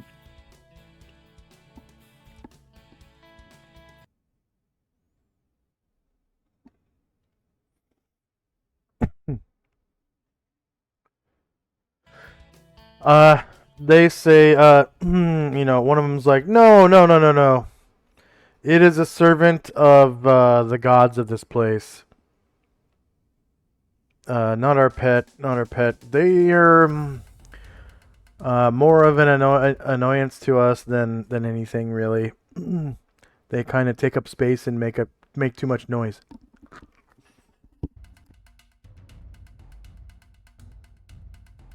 He nods, and then Tenzi's going to move back to this other room where he was. Back right where he was. You and your brethren are welcome to join us in our bath, if you wish.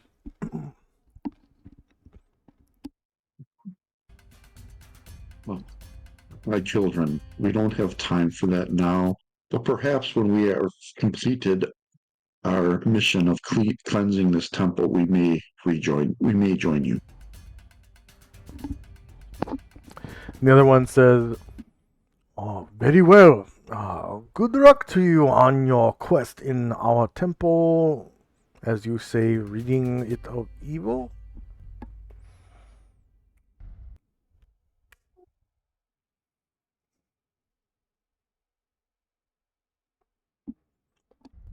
And that will be it for us.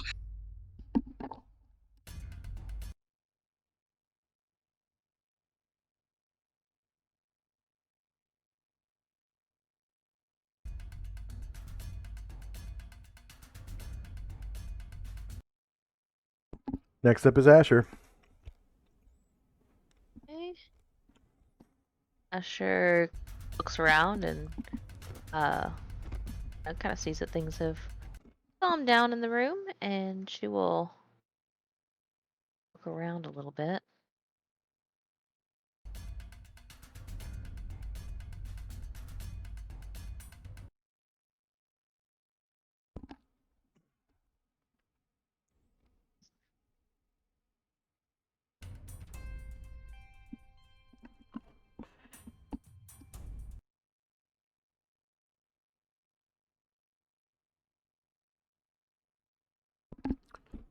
Priest, won't you join us in our no. bath? Asher like looks down at herself, covered in like blood, and viscera, and dirt, and grime, and says she like looks longingly at the tub and says, "Oh, he's right." You And she can like closes her eyes and says, "I'll be back on the ship soon. There's a tub on the ship. I'm gonna go through 3 full tubs of water." And she says, "Thanks, but yeah, we have to finish." you can see the water they're bathing in is swamp water. Like it's got green stuff floating in it. It's kind of green itself. Really cloudy. At a Smells kind of jog, wonky. Asher's made like a full circuit and says, didn't see any doors or anything, so guess we're finished here." And she kind of, lightly nods at uh high noon and says, "I mean, unless somebody needs a bath, but I'm good." And that'll be good for now. Okay. Next is Asher. So we just had Asher. Who was? Did I skip you, Tenzi? Nope. Okay.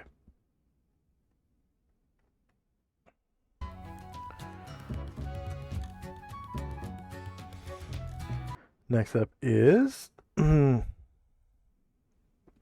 Shandrak. Yargamon will complete his circuit of the room. And as he passes Asher, he's like, "Yup, you're right. No doors over there."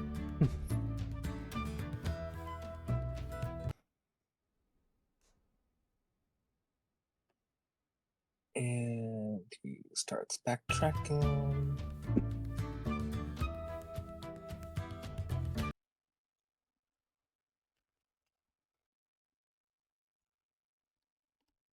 And Erdrin moves silently, backtracking as well.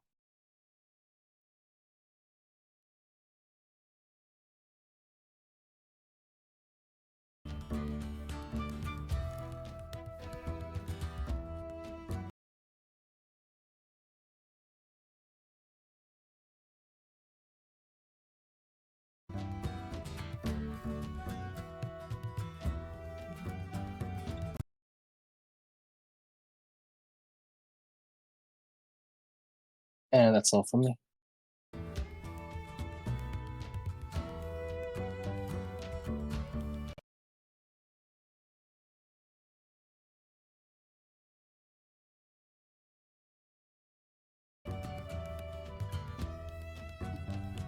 Okay. End of round.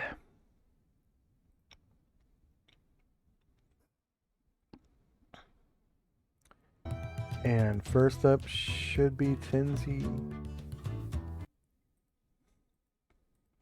Yes, it is. Tenzi. Astral will innately cast protection from evil on Jim, 24 rounds. And then he will Nice. fly off and join the others in the room here. And he'll just position himself by the door and wait for everyone else. This Musashi will move up to here.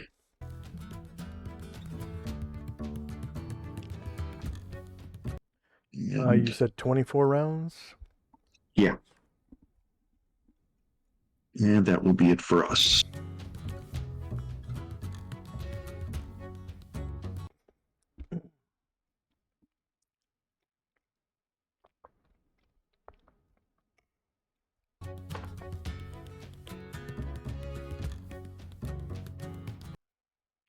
Asher. Heading in the direction as the rest of the group.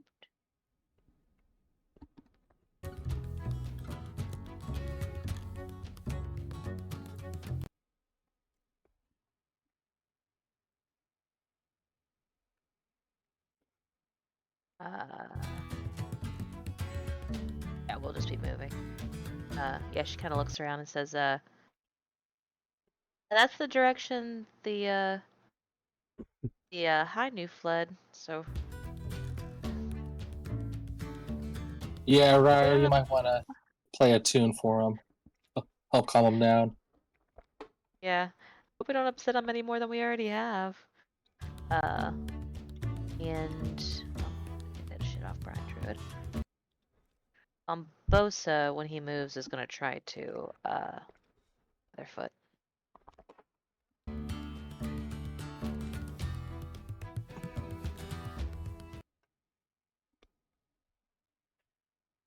I never realized until now there are two reasons for NPCs to flee. One, failing a morale check. And two,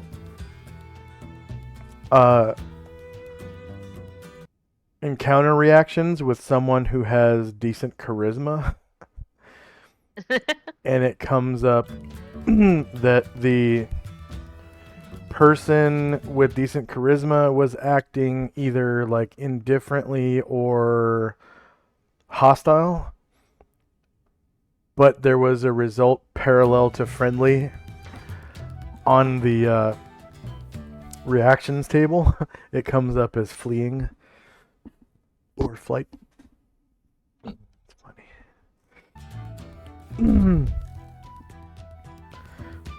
So if a paladin threatens you and you're an NPC, chances are you'll end up running away rather than staying to fight.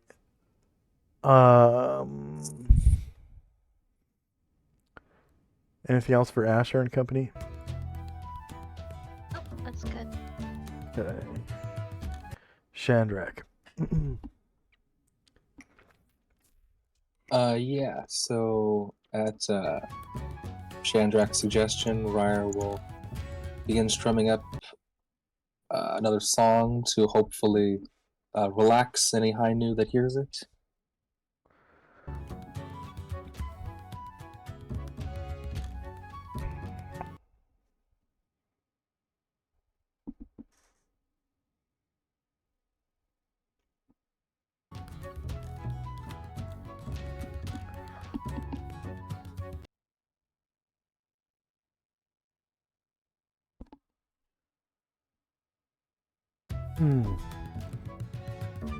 So just movement for Shandrak and company? Okay. Yeah, and then movement. So end of round.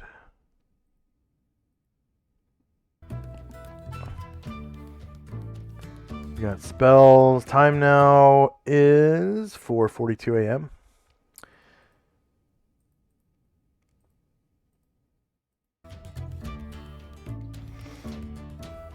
Anatar's improved invisibility is about to expire.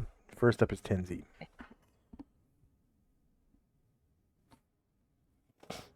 Asher's going to call out in Hainu and say, "My children, you have nothing to fear from us unless you are evil. Then stay and fight. If you run, you will just die tired." And I'm going to just move Tenzi up. I don't know if that doesn't look like if anyone's hiding or not, so I don't know if you're going to do that. So he's not going to open the door yet. Okay. Asher. Okay. Asher will. Does it look like Ryer's still playing? Yeah, he's still playing. Alright, yeah. Asher will, get a little bit closer, but just kind of vibe to the music and wait for Ryer to finish what he's doing. That'll be my turn. Well, he's not rallying. He's trying to calm down the high note. What's doing? So like Asher kind of looks around at everybody. If they appear ready, then she's going to go ahead and open this door. All right, so you see a checkered hallway 10 feet wide and about 30 feet long. You can see that it turns left before it turns right. And just down the hall She from sees you, you see behind that you. group. Yeah, you see that group of 4 Hainu. They kind of see you and they turn and run. And you can see the hallway is lit by campfire size fire. And I forgot to put a doorway at the end of this hallway as well.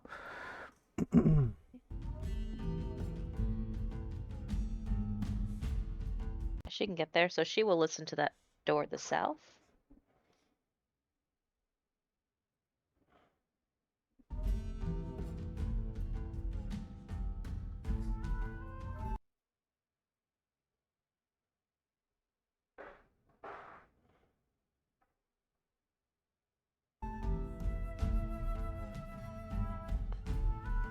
Door to the south.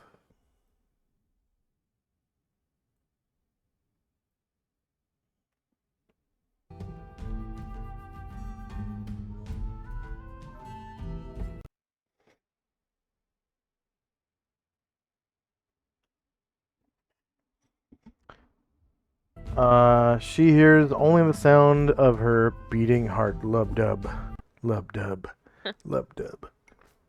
Seems fine. So she says, found a door.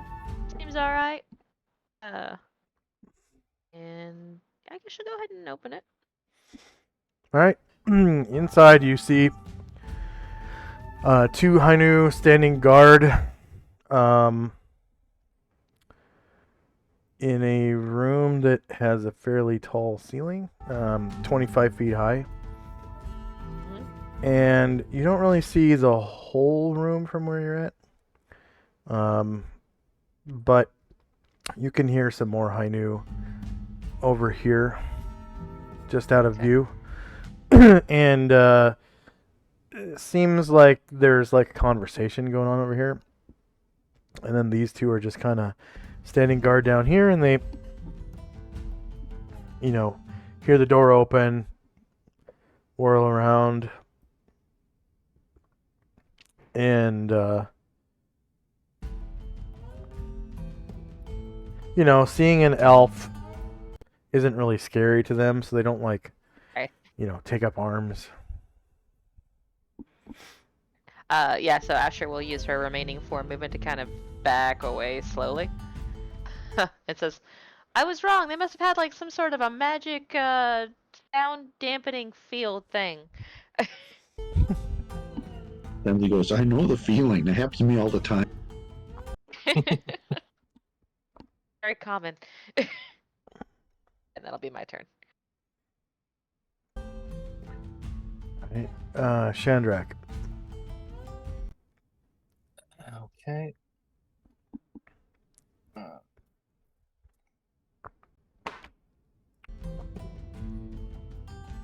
Ryer will taking a half move. Yeah, takes a half move as he continues to play calming, relaxing music. All right, and then by the light of the fire, you can see 4 Hainu kind of like run to the end of the hall and go through a door and slam it behind them.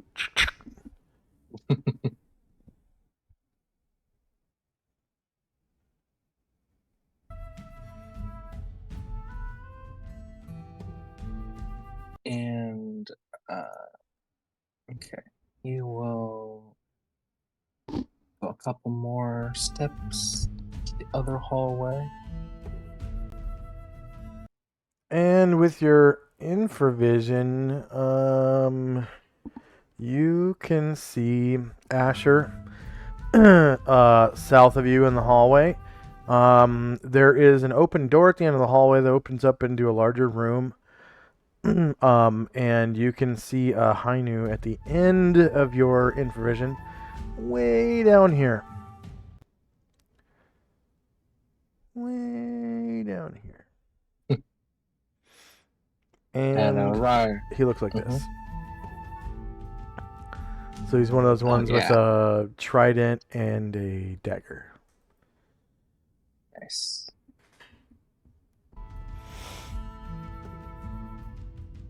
And also Chandrak is going to come forward a little bit and then try to hide in shadows.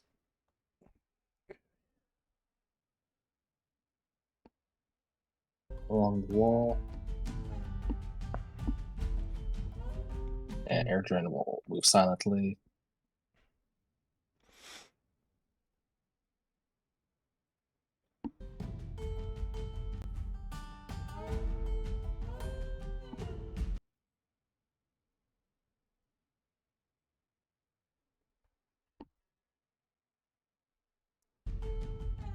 That's all from me. All right.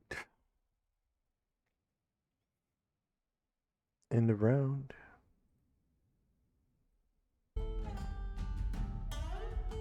Spells and time.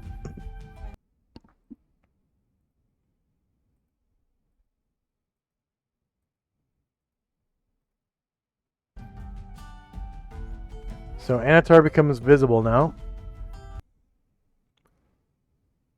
And first up is Tenzi.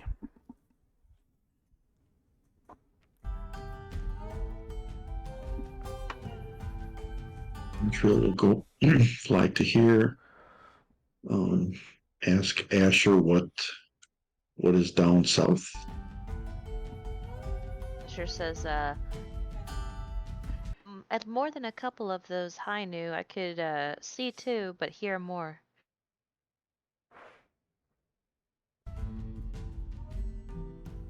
Do you want me to go down to speak with them? Yes, please. It's going very well. You've really got the touch with them. So then he'll continue and fly down to inside the doorway. All right. By your infravision, you can see that there are two Hainu in a bath up here, and then two Hainu guarding them. The ones that are in the bath appear to be armed with like bladed weapons. This one has I think a short sword and a dagger, and then this one has a dagger and a net. And these two that are guarding them have tridents and daggers. And seeing an angel doesn't frighten them per se. They just kind of have like a look of awe on their face as you come into the room. Like their eyes get kind of glossy and their mouths hang open. This guy in the back kind of starts drooling a little bit. And then he speaks to them in their native tongue. Be not My afraid. children, be not afraid. Yeah. And this one just kind of like does the doggy head shake thing and kind of snaps out of it and looks at you and gives you a nod. Closes his mouth and gives you a nod. What is beyond the door to the south?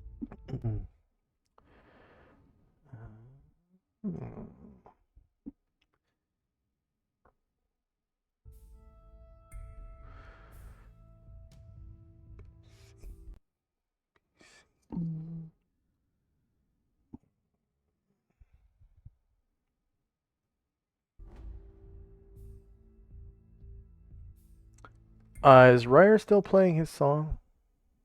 Yeah, he's playing. Okay.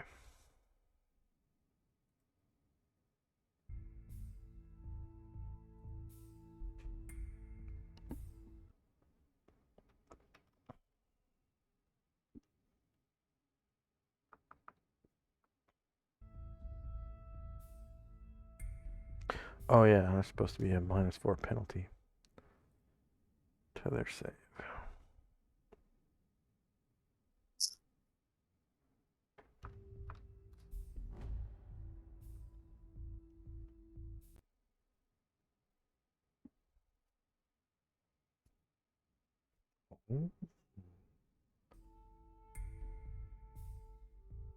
Okay.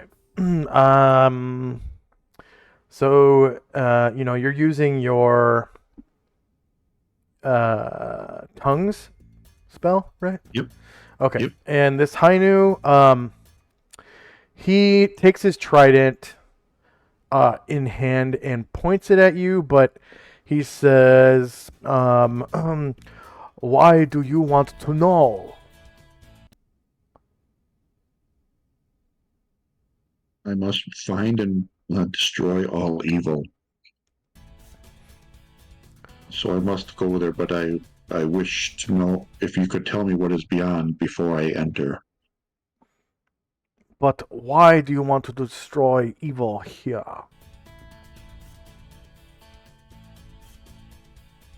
It does not belong here. Okay. Hmm.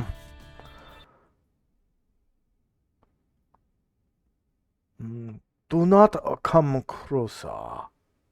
You must stay there.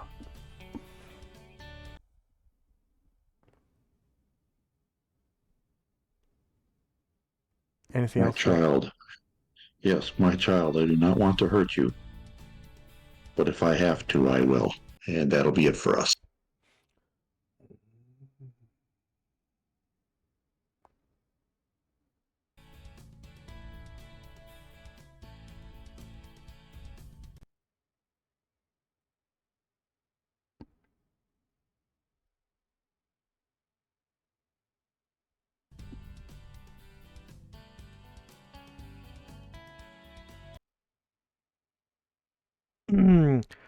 He says,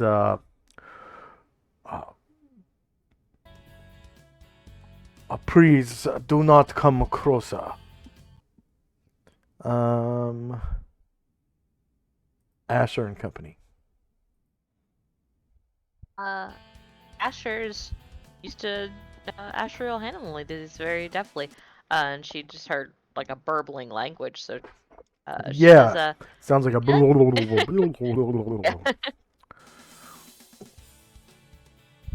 everything going good? Asheville turns his head to you and shakes sadly and says, I am afraid they will try to oppose us.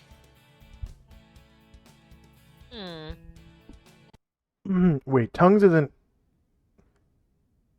Oh yeah, tongues isn't two ways, right? Is it? Right. No, I can understand and well, I could anyways, but yeah, I can understand and speak, but yeah, Asher could not Yeah, understand like- what I was saying. Yep. Yeah. Ryer, as he's playing, says, remind them how many UNT we killed.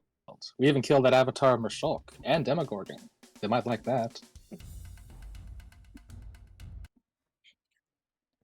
He nods.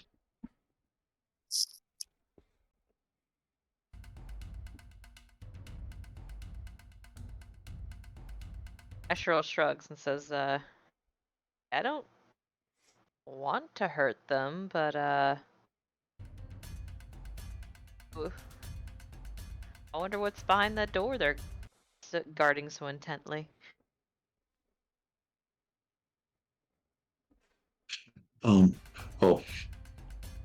Asheville says, my child, I will attempt to find without harming them.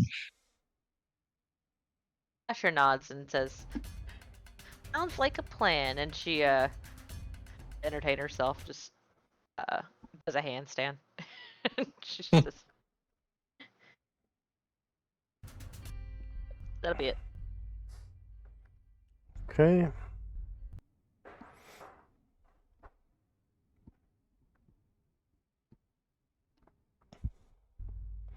Chandrak. Ryan comes just a little bit closer, not to the doorway. Still trying to do what he can to keep the situation level. And beyond that, Shandrak is going to come on. Shandrak is going to move silently to the north, and our scaly friends went through there, but he's gonna try to listen through the door to see if he can hear anything else.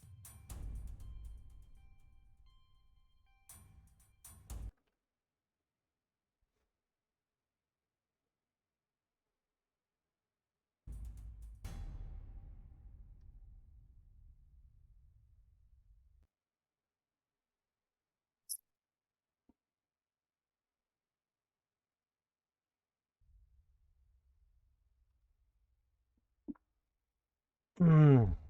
All right. Shandrak hears the voices of many Hainu on the other side of this door. And a group, it sounds like there are two distinct groups. There's one group that's sort of like panicked. And then, because you could tell by the tone of their voice, even though it sounds like blah, blah, blah, blah, blah to you, you can tell by the tone of their voice that that one group is somewhat panicked and one group is somewhat calm. I probably should have given you a charisma check to figure that out, but oh well.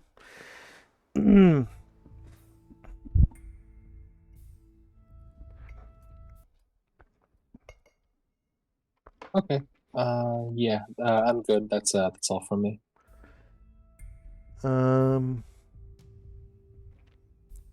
End of round.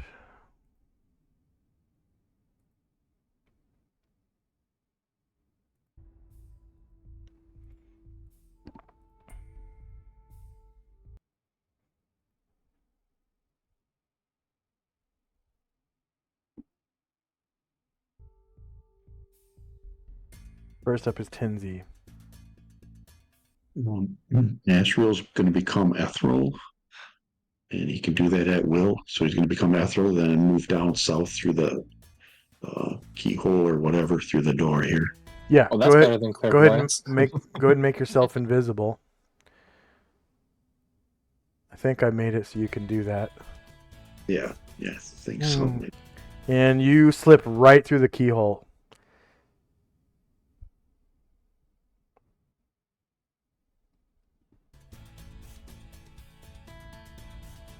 Oh yeah. 1 second. I forgot to do something.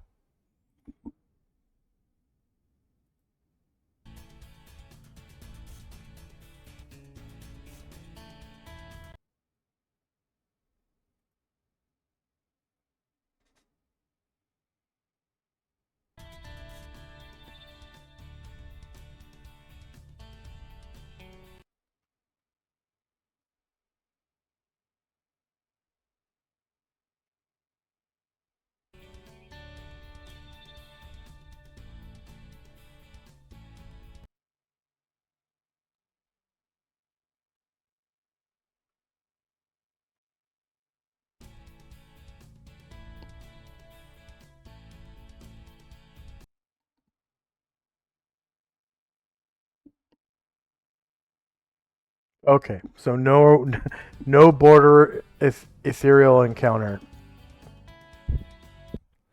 Because you can actually when you become when you become ethereal, I'm supposed to roll to see if you have an encounter immediately on the border ethereal. Because you can run into stuff on the border ethereal too. Yeah. So no encounter. Whew. All right. I always forget to do that. I don't see anyone in the room. Nope. Doesn't look like there's anyone in the room. We'll continue and go to this door on the east, or west rather, and go through it. Okay.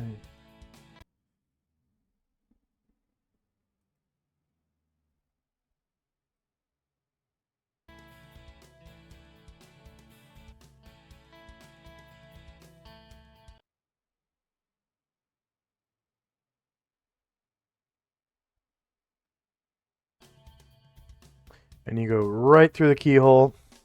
You can see that this room is lit by a fireplace, and there's a empty bathtub in the corner, and this bed looks similar to like the Yonti beds, except pretty much everything here is made from plant material from the swamp. So like the blankets are like woven wicker from like swamp bushes and stuff, and like woven grasses and shit, and like the tables are made from like kind of like gnarly stumps, and the bed is it's like a Adrian bed, so it's just like a mat on the ground that looks like it's made from woven grasses, and the pillows like look like they're just kind of stuffed with cattail cotton.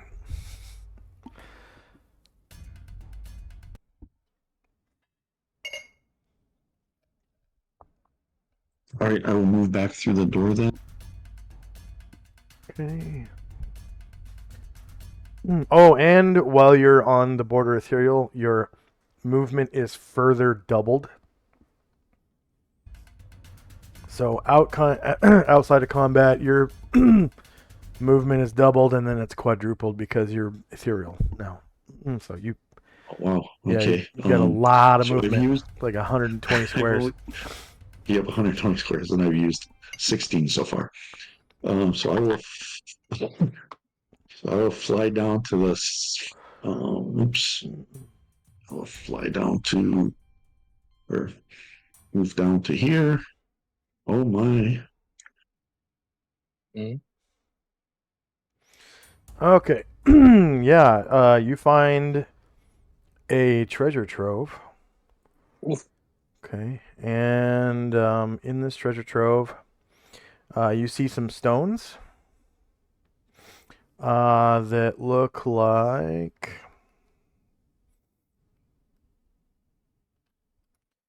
they're olive green.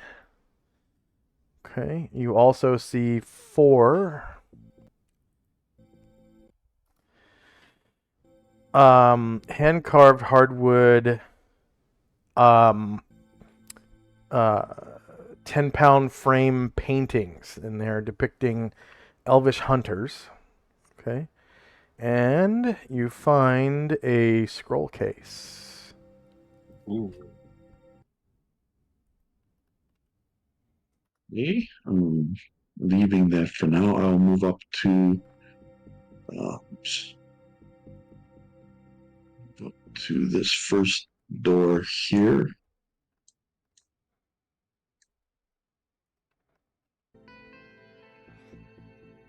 And I will go through it.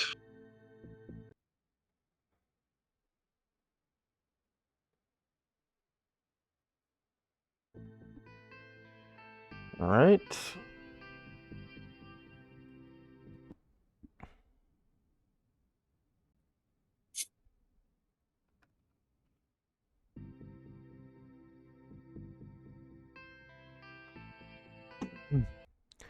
And does he read? I don't remember.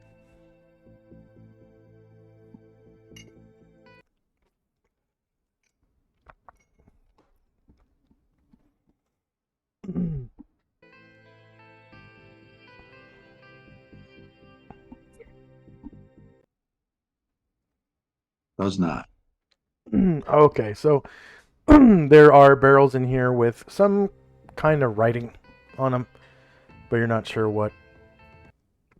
Okay. I'll just back out and go to the other door and go through it.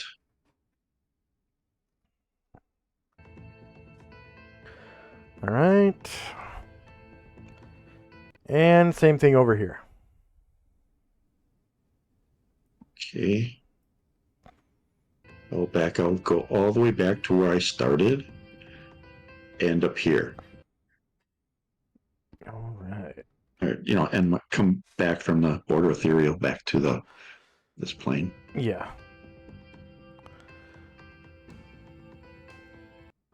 And let's take kind of like an unexpected 3-minute break real quick. Be back in 3.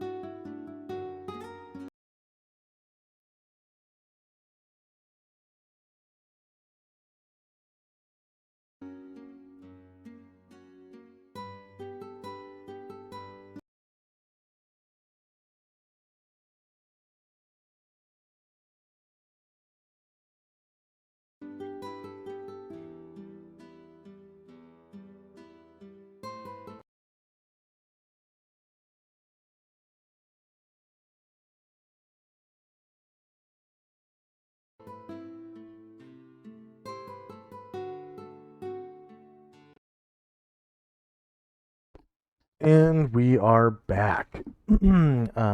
Is Asher here? And Tenzi? Yep. And Shandrak?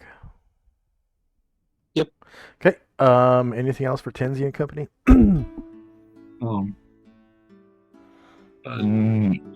We're good. All right. Asher. So Asriel used to be there. Asriel said he was going to try to handle things non-violently.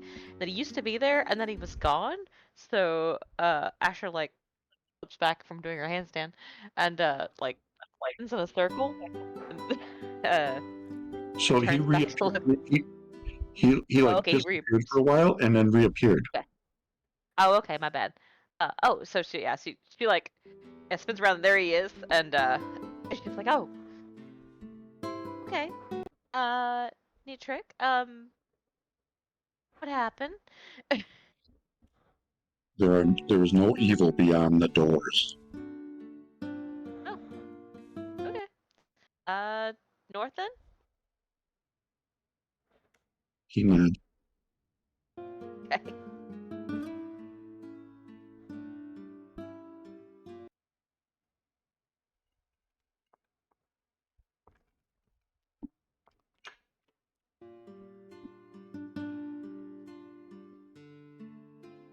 Our little angel. Is Ryer still playing his guitar? Yes, he is. Okay. Alright, I sure will listen at this door.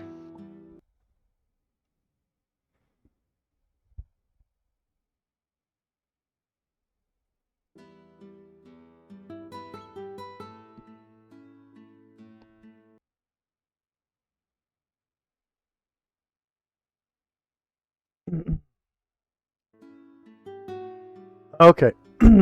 So on the other side of this door, you hear two distinct groups of Hainu. One sounds a little excited, agitated, scared, and the other group sounds pretty calm. And they're kind of like having, you can tell by the tone of their voice, they're kind of like having a argument, like a debate type of thing, because there are rebuttals Okay. in the speech. Yeah. But you can't really tell, like, the context because you don't understand their language. But just from the tone of So- voice, you can tell what's going on. She'll back up a little bit and says, more of those Hainu here, Ashriel, and they sound, well, some of them sound worked up. Maybe it's those ones that have been running from us. And that'll be it. All right, Shandrak. Jandrak will come on down, and he'll break stealth to check out what's going on in the south. And it'll be Ashriel, what's going on here? They seem a little on edge more than the other ones. Yes. They appear to want to stop us from going further. I have already investigated, and there is no evil beyond the door. Oh, no evil. What about, is there any, like, jink or gems or anything fancy? Yes. There is. Well, what did you say to these folk? I think they just want to defend their treasure.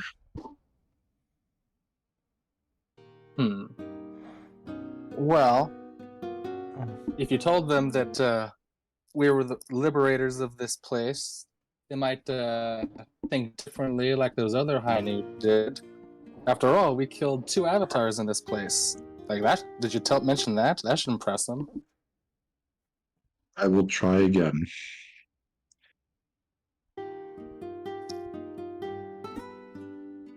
And that's all for me.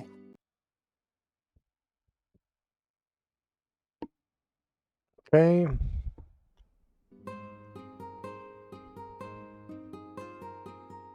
End of round.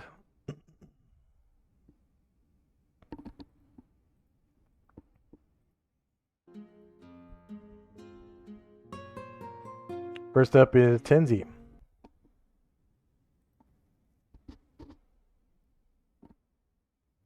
And Tenzi and Musashi move up to the north hallway. And Ashro will again speak to the Hainu in their language and say, I know that there's no evil beyond the door, my children, but my friend still wants to go down there to see if there's perhaps treasure left behind by the evil. We have already destroyed their avatars and all of the Yanti that we have encountered. This Hainu says,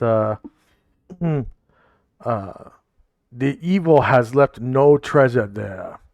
Only our belongings lie behind us. And the other 2 Hainu get out of the bath. And they're kind of descending the staircase as you speak. Yep. Staircases. So Ashro will nod, and he's going to fly back up and just kind of shrug his shoulders at Shandrak and Frederick will kind of look a little bewildered, like, no, we can't give up.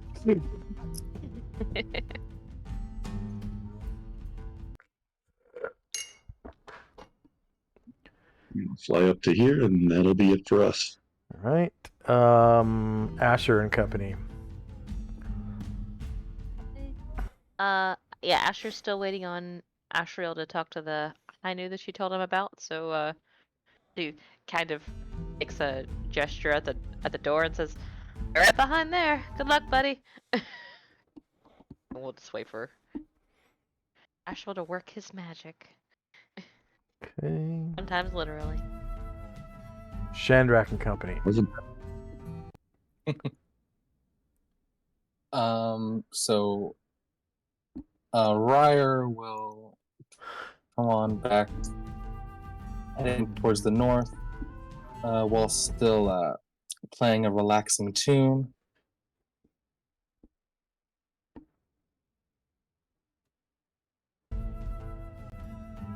And Shandrak will he'll kind of turn around, just like, oh well, and come around the corner, and then hide in shadows. Okay.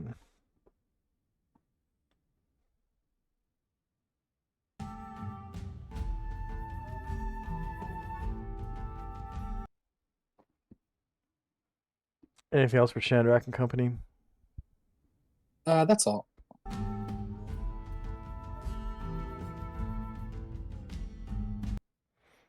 All right, end of round.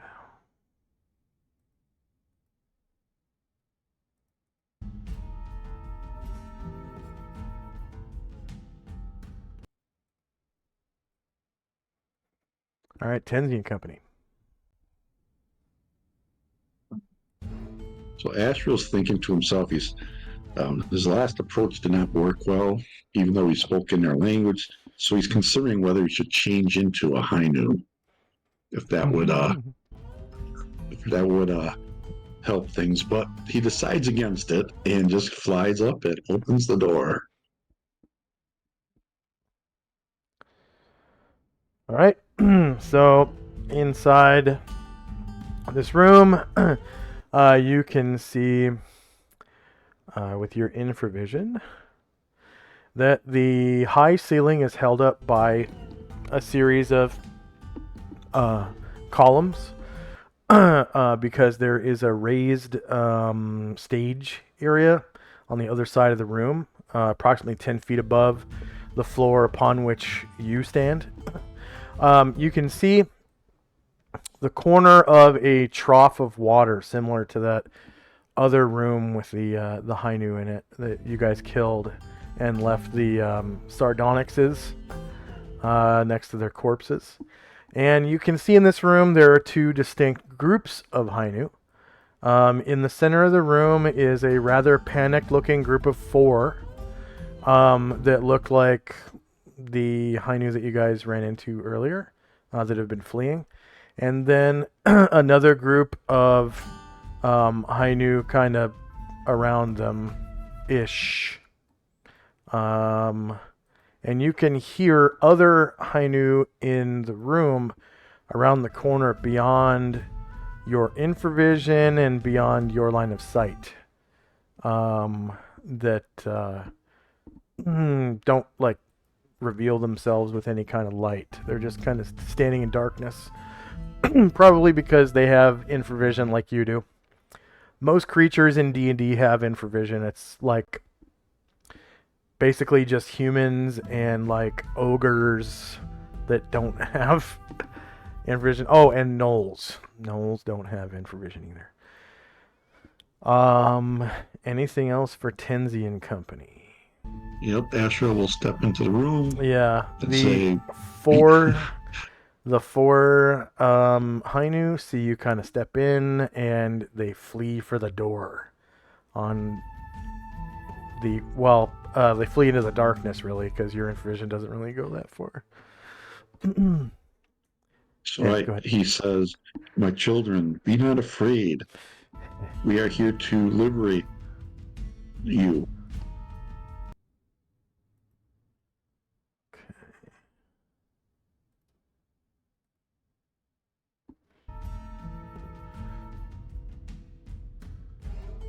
And then we'll move up. Sasha will move up. And they see you, and they don't really, like, their jaws don't drop or anything. They just kind of stand there and watch you enter the room, kind of nonchalantly.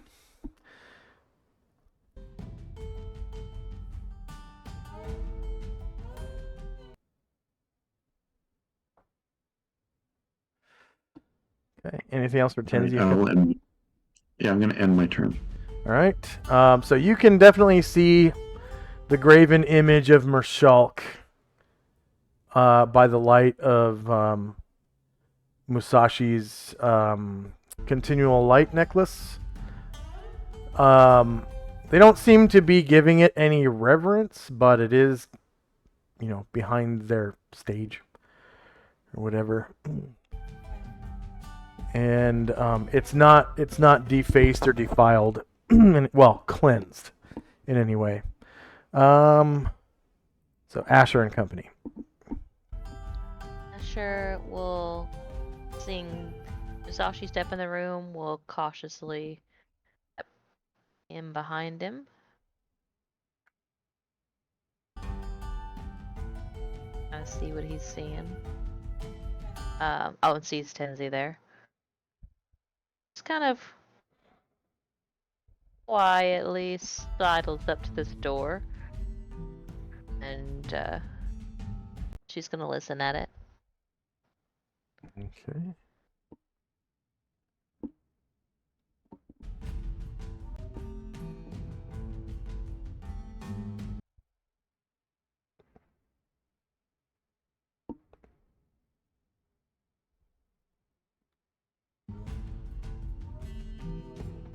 You hear the sound of silence on the other side of the door. Definitely not a creature is stirring, not even a mouse. She'll open the door. All right, inside you find living quarters. These living quarters are, again, slightly different from the Yuan-Ti type of living quarters. There are no skins. It's all woven plant material from the surrounding swamp. Cattail cotton as padding, woven grasses for mats and sheets and stuff, and then like woven wicker and stuff for the furniture. Then she'll come up to this door and she'll open that as well. And it is a second like apartment, I guess, of the same materials. Having checked that out, she steps back next to Tenzi and says, "It's more living quarters." And she'll just kind of warily eye the high new and try to appear non-threatening, and that'll be it for now. Okay. There is a bathtub in there. It is empty though. Anything else for Asher and company? Nope. All right, Shandrak. So Shandrak is going to start moving silently towards the south. Oh, okay, yeah, gotcha. Uh-huh.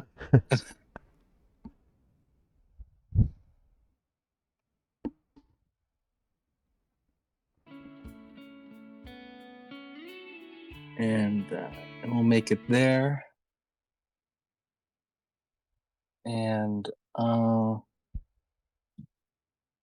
Ryer will continue north while playing his music. Able to get inside the room this round.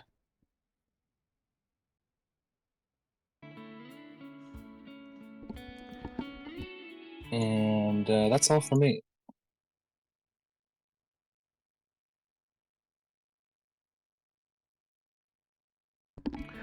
Ooh, just had a fit of sneezing. All right. Bless you. Oh, by the way, today is going to be one of those days where I have to end half an hour early so I can take my girlfriend to work. I forgot to mention that until just now. Sorry about that. Okay. Okay, so that's it for Shandrak and Company. Yes. All right. So, end of round.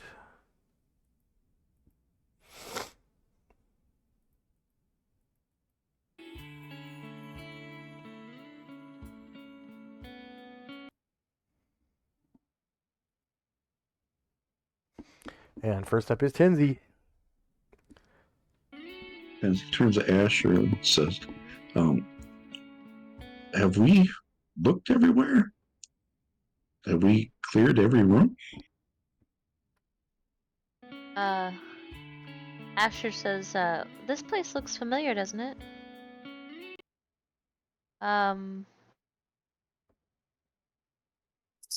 And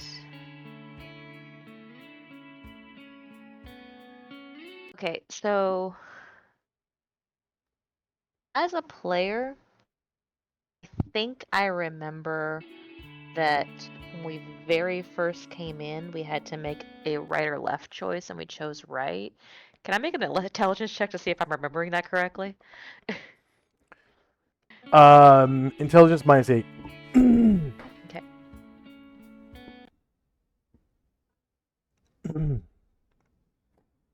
When you first came in, right or left choice.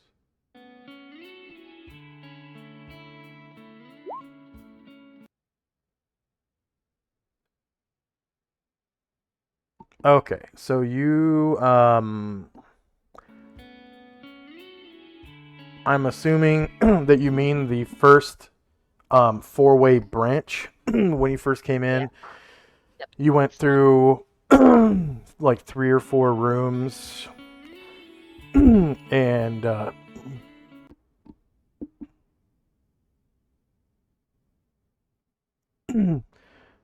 you came to a big round room with big thick pillars, and there was like a 3-story kind of like circular dais in the middle of a circular room.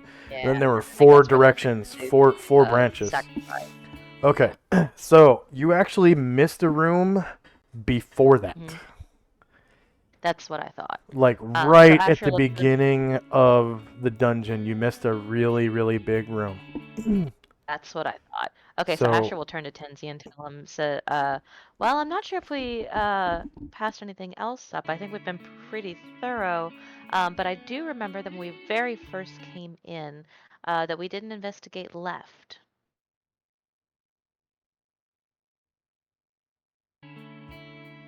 Very well. Perhaps we should retrieve your fortress and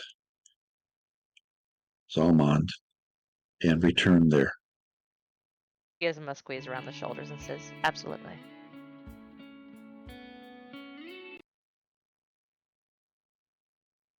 That'll be it for us. All right. Asher and Company. So hearing Tenzi, Asher will rack her brain to remember where we left the fortress in Solomon. And then go ahead and roll another intelligence check. Actually, no. I'm going to give it to you because you made that one. So...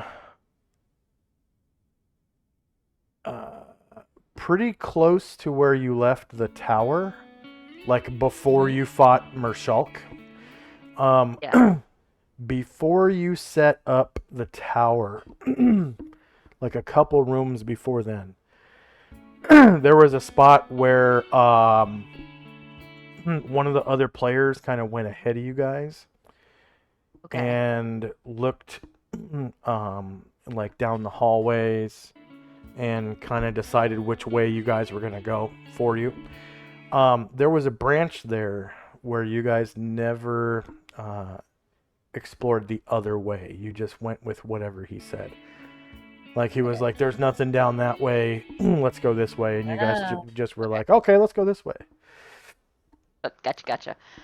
So and then those are the Asher starts to starts to walk, but then like stops, like freezes, and then looks at Tenzi and says, "Oh, I'm remembering another place that we may have missed."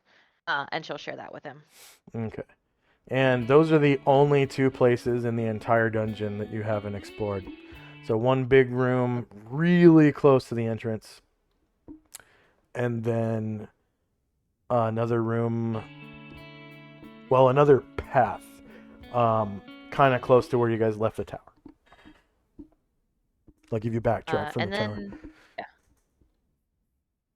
And then rather than walking through all these scared Hainu, Asher's going to try to backtrack to that center room.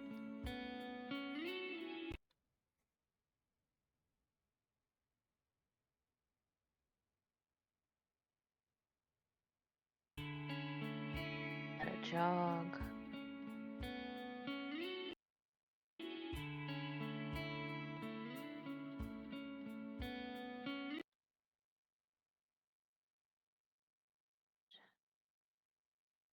Far. And then I'm just gonna have people catch up with her. And that'll be it for my turn. All right, so as you make it into the room, you can see ahead of you, you hear this like door slam, and down the hall, about almost 50 feet, you can see a group of 4 Hainu come around the corner, and they look down at you and see you in the light of the fire, and they go, "Ah!" and they start running the other direction.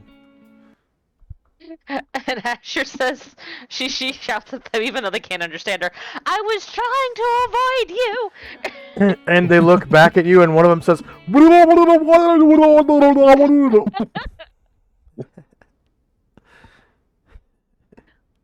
And she yells back, "I'm very sorry!" That'll be it. All right. Shandrak.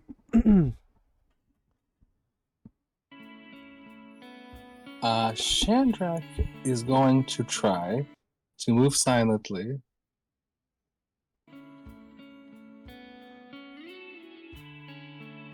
And open up this door. And then close the door.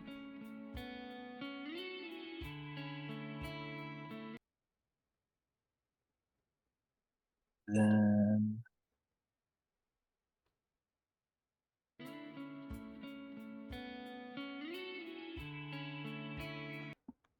there we go. And make it that far, and I see my goal. Yeah. So ahead of you, you can see obviously a treasure trove. But this one's it's weird. It doesn't have coins, right? It's you can see Good.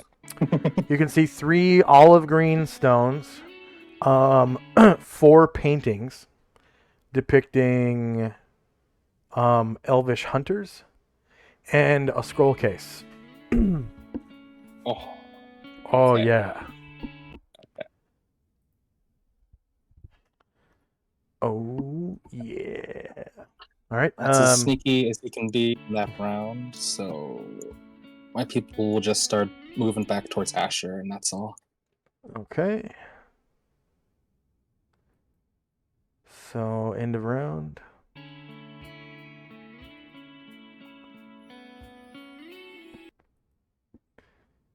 It's almost 10-5. It's like 4:48 in the morning.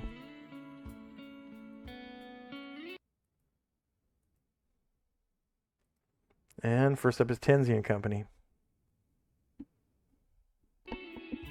We'll move to follow Asher. Tenzi's thinking to himself, "Oh, I wonder where Shandrak is. I'm going to have to put that sacred guardian on him too, I suppose."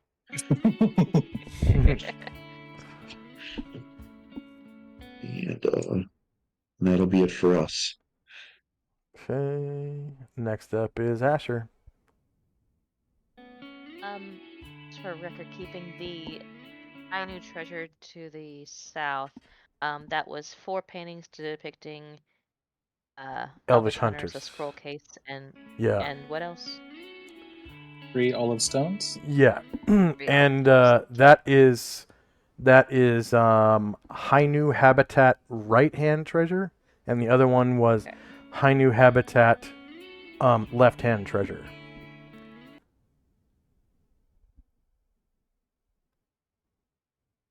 And Hainu is spelled Hai-Nu. Hainu. Okay. And for our viewers, Hainu is I think it's Chinese lore. They're basically mermen from Chinese lore. Hmm. Yeah, far they're as I just know. going to move north.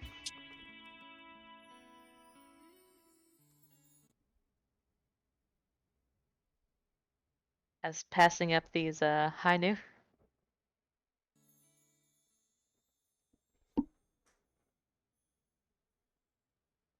Yeah, because the Japanese version is one word, Hainu, Hainu, and it's just a winged dog. And that's how far we'll get it a jog, so that'll be it. Okay.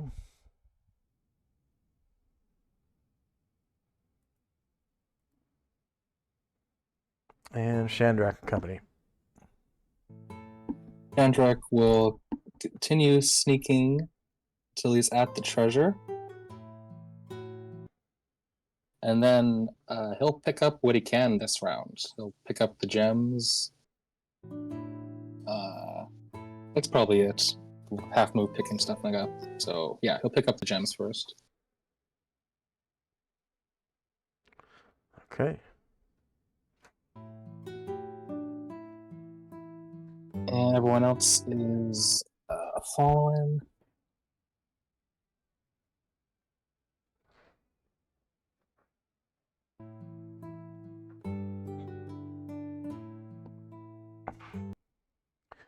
Did you want to? Are you appraising the stones or just pocketing them? Nope, I cannot appraise. I'm just pocketing them. Oh, you don't have appraisal. Oh man. Chandrak does not. Nope. Man. It's rare when you come across a thief that's so smart that doesn't have appraisal, because I think it uses intelligence, doesn't it? It does.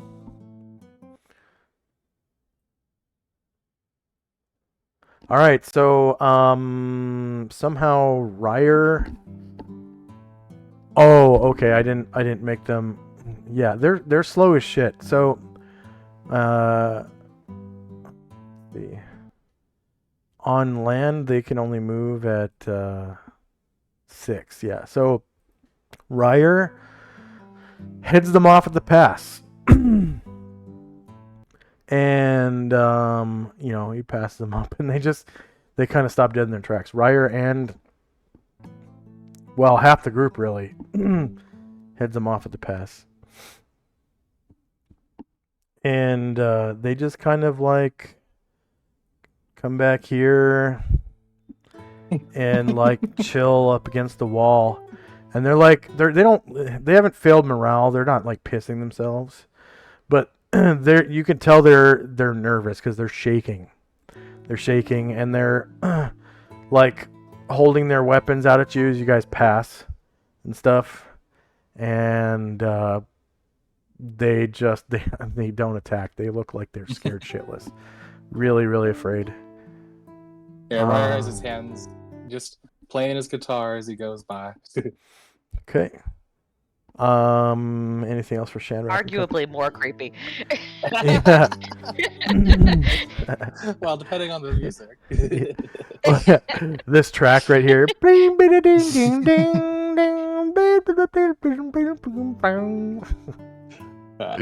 But that will be all for Shandrak's crew. Okay. So end of round.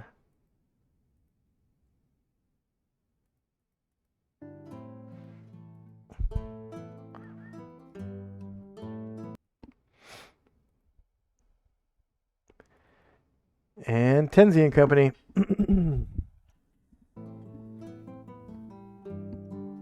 We'll move up to keep up with the rest of the group.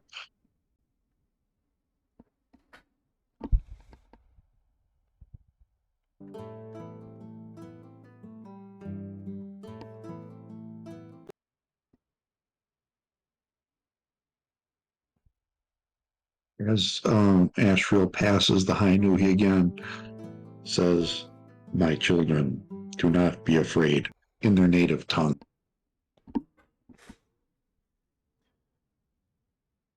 And they respond with a blah, blah, blah, blah, which to you means,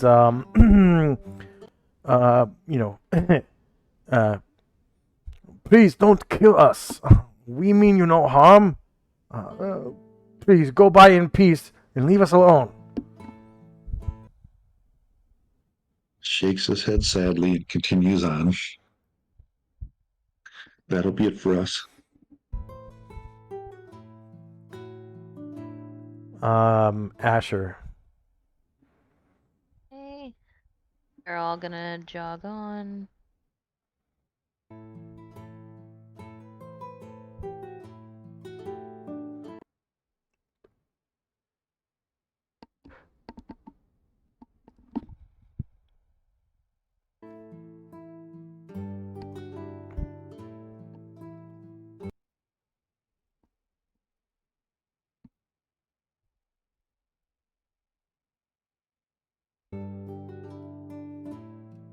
So just movement or? Get that? Yeah, they'll get that far. Okay. Yeah. That's all we'll do. And Shandrak. Shandrak will pocket the scroll case. Okay. Scroll case is, I think, 2 pounds. The gems are weightless until you get 50 of them. Yeah. Because they weigh as much as a coin, so. And these frames, do I have to pick up one at a time, or can I pick them all up as a lot? I'll say that they're like bundled up together, so you can pick them all up Alright. at the same time. I'll do my second half move to pick that up too. And I think they weigh 10 pounds each. Let me check. Yeah, I think that's what I wrote down. Because the frames, yeah, the frames are hand carved hardwood. So each painting has, like you've probably been in those in old houses that have those frames that that come away from the wall diagonally at like a 45-degree angle all the way around the picture. So it's like 3 inches of frame around the picture. Maybe even 4 or 5 inches, and it's real thick wood. And sometimes they're even backed with wood. So the whole thing ends up being 10 pounds of hardwood, because it's like hardwood being like oak. So real heavy wood.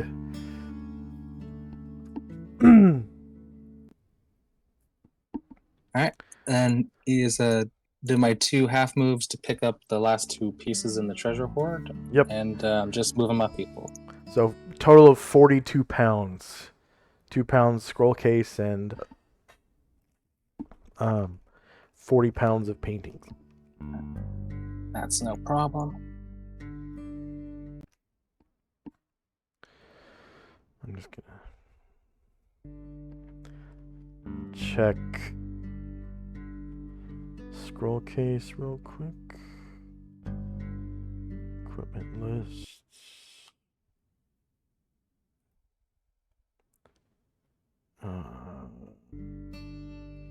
Miscellaneous equipment.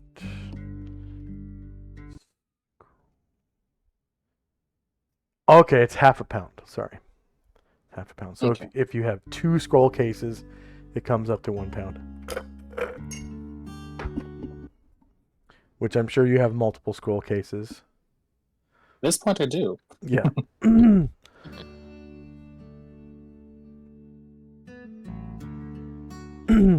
Okay. Anything else for Chandrak and company? People were just jogging up, keeping up with the group. Okay. So end of round.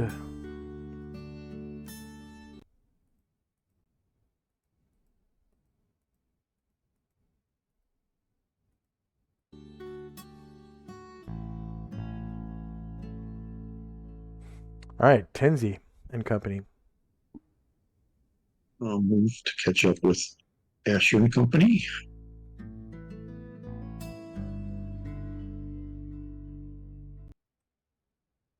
Mm, mm, mm.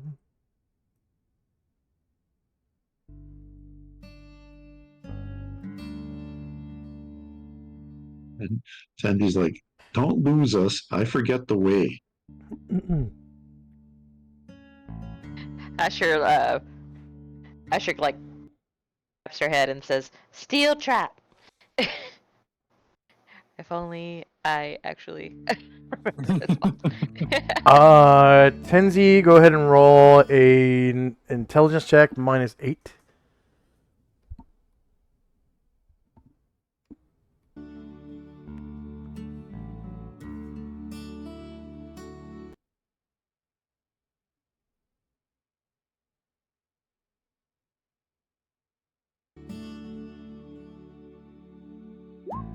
Yeah, he has no clue. No recollection of this place. Like Gandalf. Are you sure we've explored this place? Asher looks to, or Brian Druid, I guess, looks to his left to dead bodies and says, "I've been here." That'll be it for us. All right. Asher and company. I probably do need to make an intelligence check to see if I'm going the correct direction. I think it's left from here. I may. Yeah, go ahead. -4? Minus. Sorry, -8. Yeah, -8. Your character's intelligent enough where that probably doesn't make a. Whoa! Yeah, you Alright. don't. You have no recollection of this place. It's left for sure. Perhaps we should sit down and have a pipe Just gonna of steal anybody. tobacco. Gargabon nods and says, "Definitely left. If we're going for Tazalmond, I remember where it was. It's close to where I was killed in here." And she sees the Hydra and remembers how it tried to attack Yong, and she looks back at, says Chandrak, and doesn't see him. But a lot of times you don't see Chandrak, so she kind of like says to the empty air, like, "Don't forget to collect Yong too."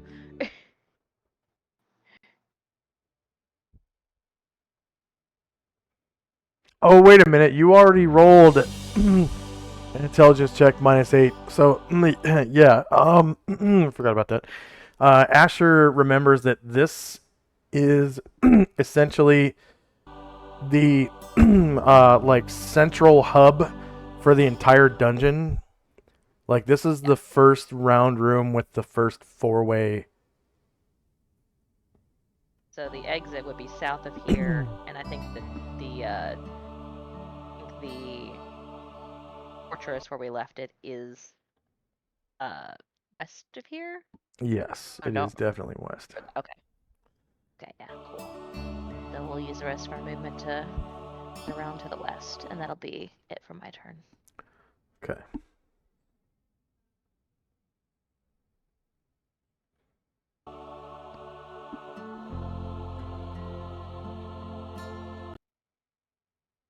All right, Chandrak and company. All right, Chandrak, his pockets stuffed, begins moving silently back.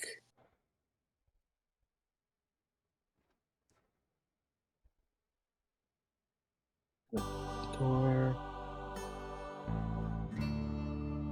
Close it up again.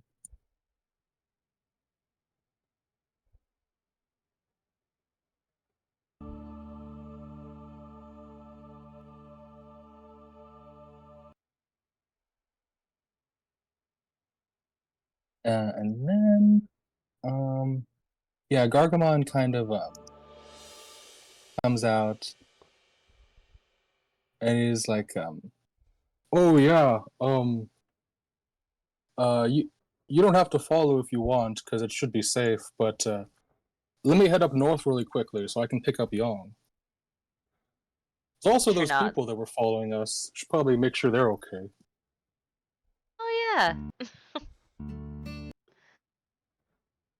Gargamon will head toward the north, jogging. Gargamon.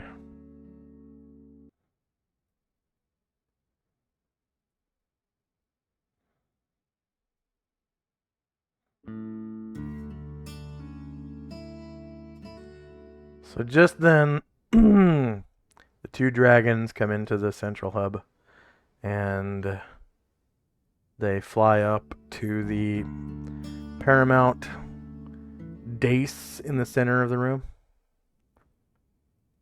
and they rest there, kind of facing south.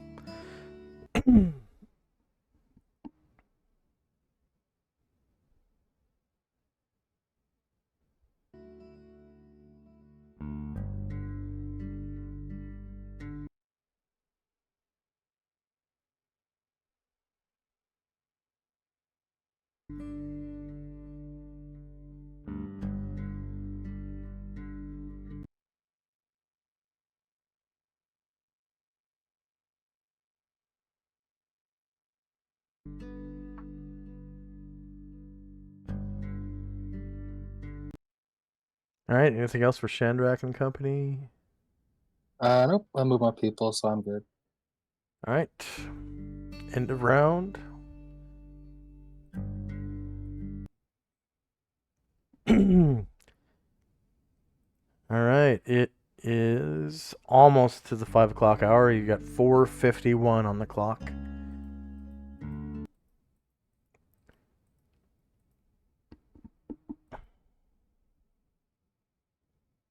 And first up is Tenzi.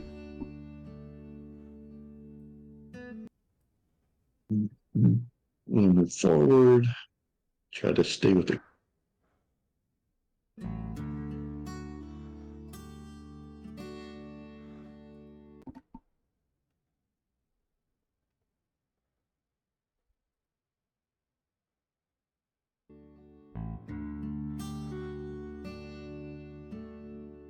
Yeah, and it's going to move each person by itself. So we're going to move and catch up with everyone. That'll be it.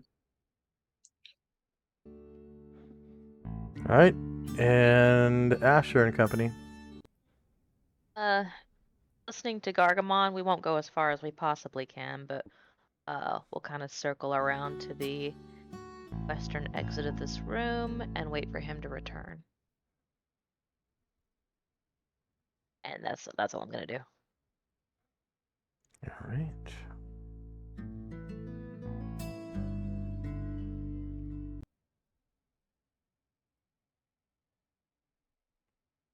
And Shandrak. Andrak will continue moving silently back towards the group.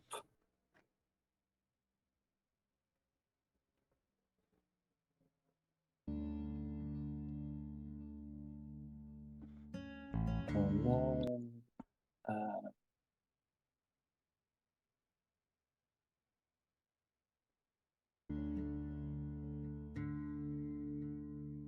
there it is. And then Gargamon will continue back up to the north.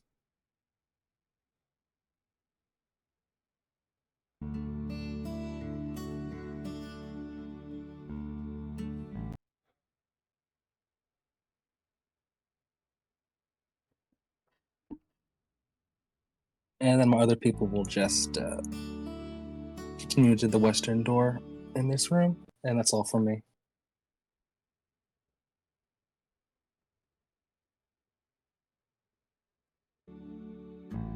All right.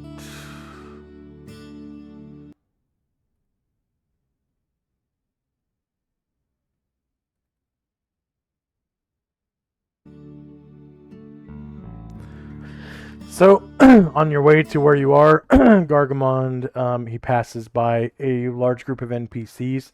The three Kitate ninja, the two Wujen, and the group of 10 monks that were captured by the Kappa and tortured.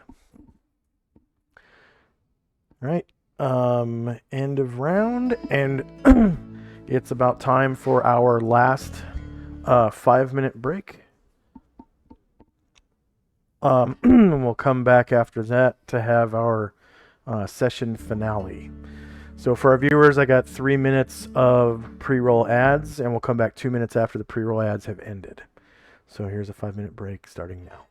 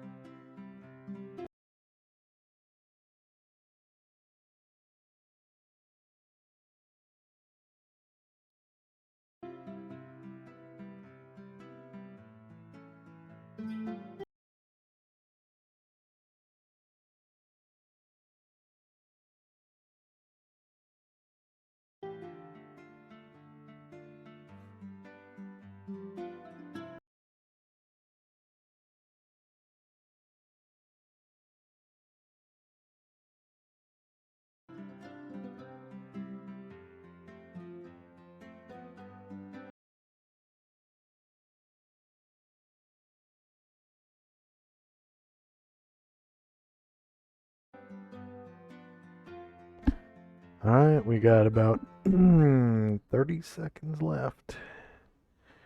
Is everyone here? Yep. Okay.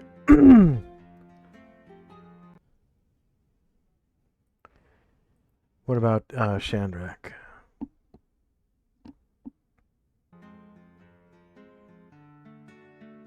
Oh, yeah, I'm here. Okay. All right. So we got spells and time.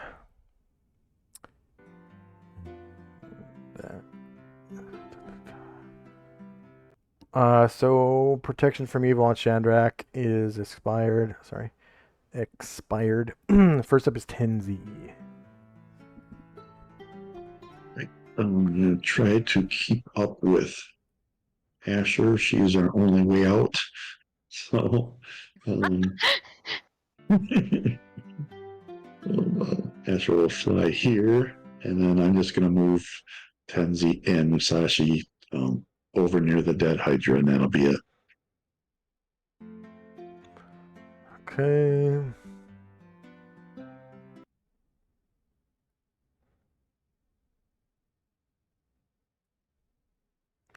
So the NPCs kind of gather at the southern side of the central hub room.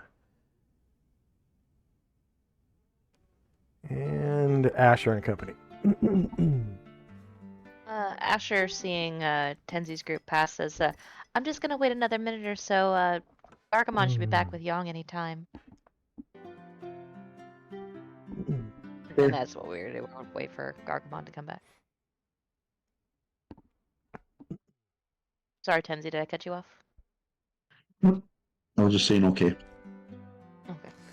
And next up is Shandrak. And at this point, Shandrak will exit stealth so he can begin jogging his way back.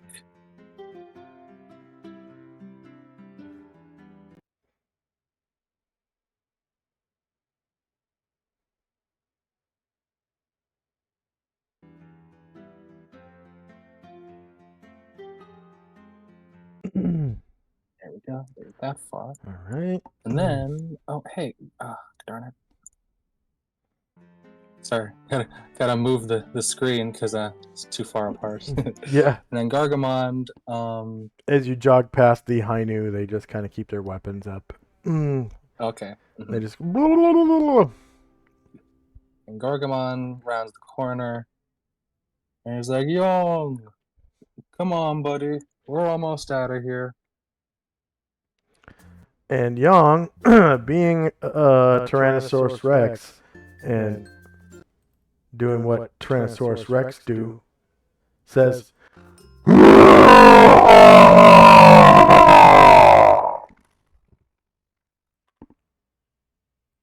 and complies. And I sure should talk to him. right? And then Garg and Yong head back. I'm assuming since everyone's moving so fast that Ryer's no longer playing his guitar. Yeah, no, at this point, no. Once we left the Hainu, yeah, he's started jog and he's not playing anymore. Yeah.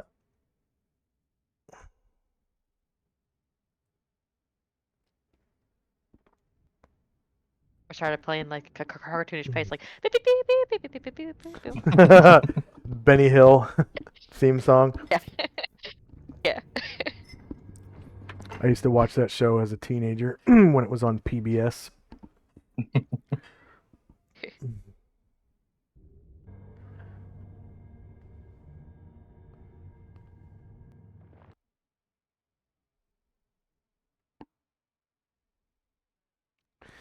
And then, yeah, then I'll just be moving Ryer and Erdrin, and that's all. Okay. End of round. And first up should be Tenzi. Ashryl's protection from evil on Karenglor is gone now. And protection from evil on Shandrak And Anatar's improved invisibility. And Tenzi's vengeful strike on Gargamon are all gone. First up is Tenzi in company. While we're waiting for Gargamon, Astro will fly over to Caranglor, tap him to give him a new protection from evil, and then just go back to where he was. Okay. Many thanks. Asher and company. Waiting for Gargamon to arrive, and Asher's kind of like poking at the Hydra and just like kind of investigating, seeing how many teeth it has. That was Lot. Astral protection from evil on Caranglor. Yes. Okay, how many rounds? 24. Okay. 24. Okay. Just waiting on Gargamon to come back. All right. And Shandrak. And this round, Gargamon does make it back with Yong at his heel. Asher says, we'll be coming back to this room to head to another place we haven't visited, so if you wanted, Yong could stay here. That's a good idea. This is close to the entrance too. So y'all just stay put. You can have some water, eat some bodies. And Shandrak tries to go from a jog to a run.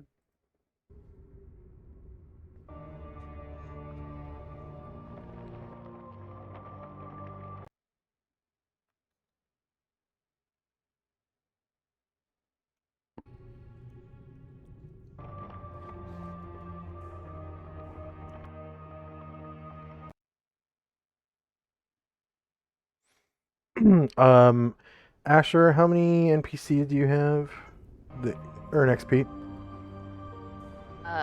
6. And Tenzi? Is it just the one? Okay. And Shandrak, how many NPCs?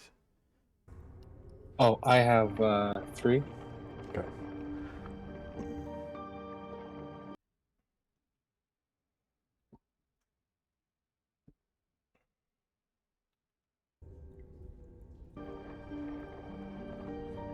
And then Asher, how many warriors and bards do you have? 4.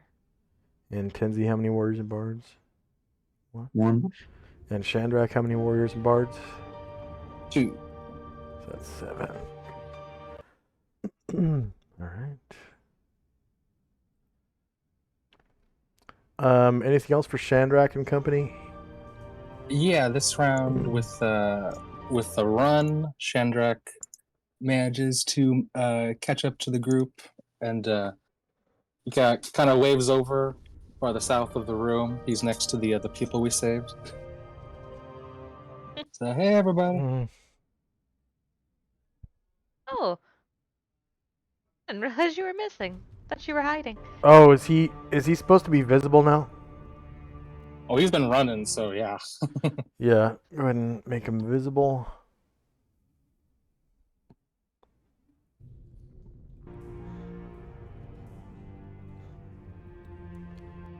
And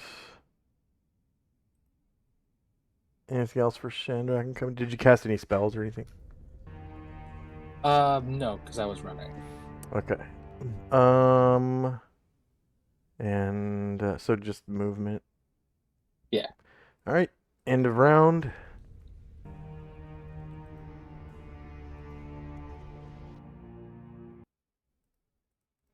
And first up is Tenzi, I think. Yep, Tenzi.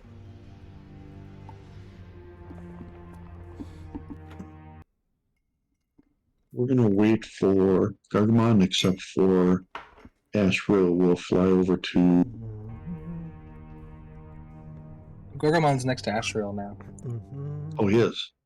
Okay. Yeah. Well, we don't know the way out, so Then Astral will give Gargamon protection from evil. He doesn't have it yet. Yeah, he doesn't have that. Okay. Astral will give protection from evil to Gargamon. And we will wait anyways because we don't know the way out. Now was Ashriel casting that? Yep. Okay.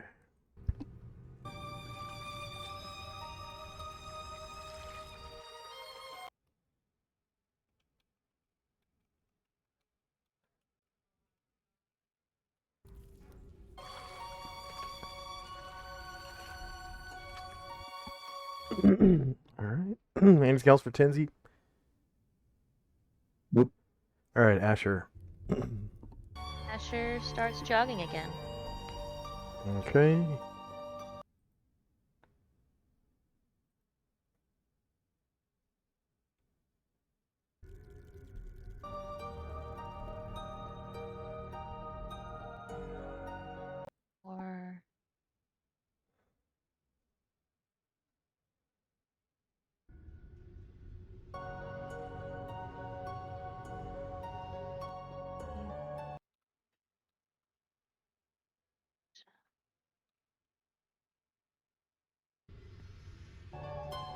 Or and her people will catch up with her.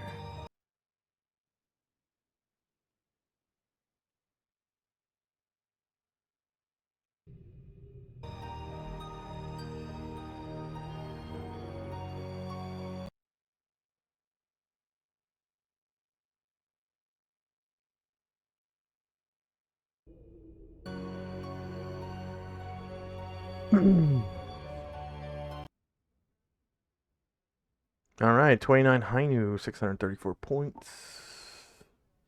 Anything else for Asher and company? Just moving Movement. people to catch up. Okay, and Shandrak and company. All right. Chandra continues to jog.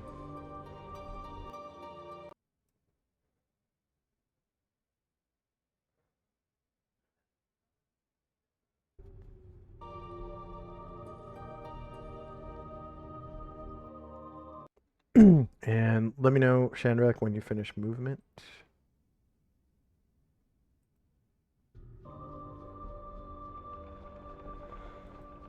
That's the yep. I just would move Chandra. For your whole party, you're done moving? Okay, my whole party. Okay, nope. So yeah. Just a moment.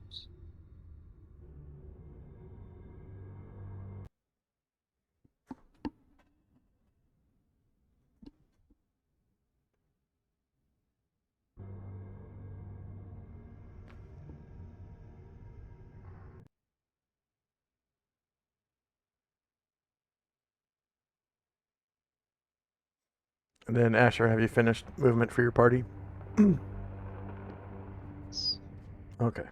All right. You finished? Sorry, just Shandrak? sorry, it's just still doing Ryan, Okay. and then Airdrum. Okay.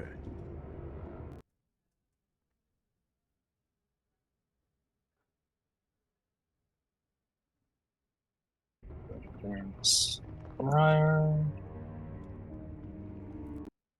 And come on.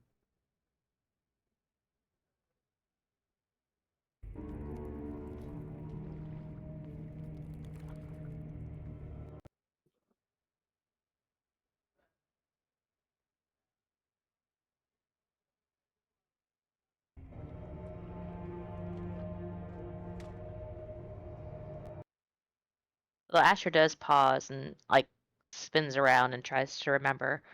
Is it north of here? It might be north of here. And as Chandrak passes her, well, catches up to her, it's like, we could go north of here, and then, but then we'd have to pass by the secret door, and or we could go all the way around to the right. And yeah, I'm done moving. Okay.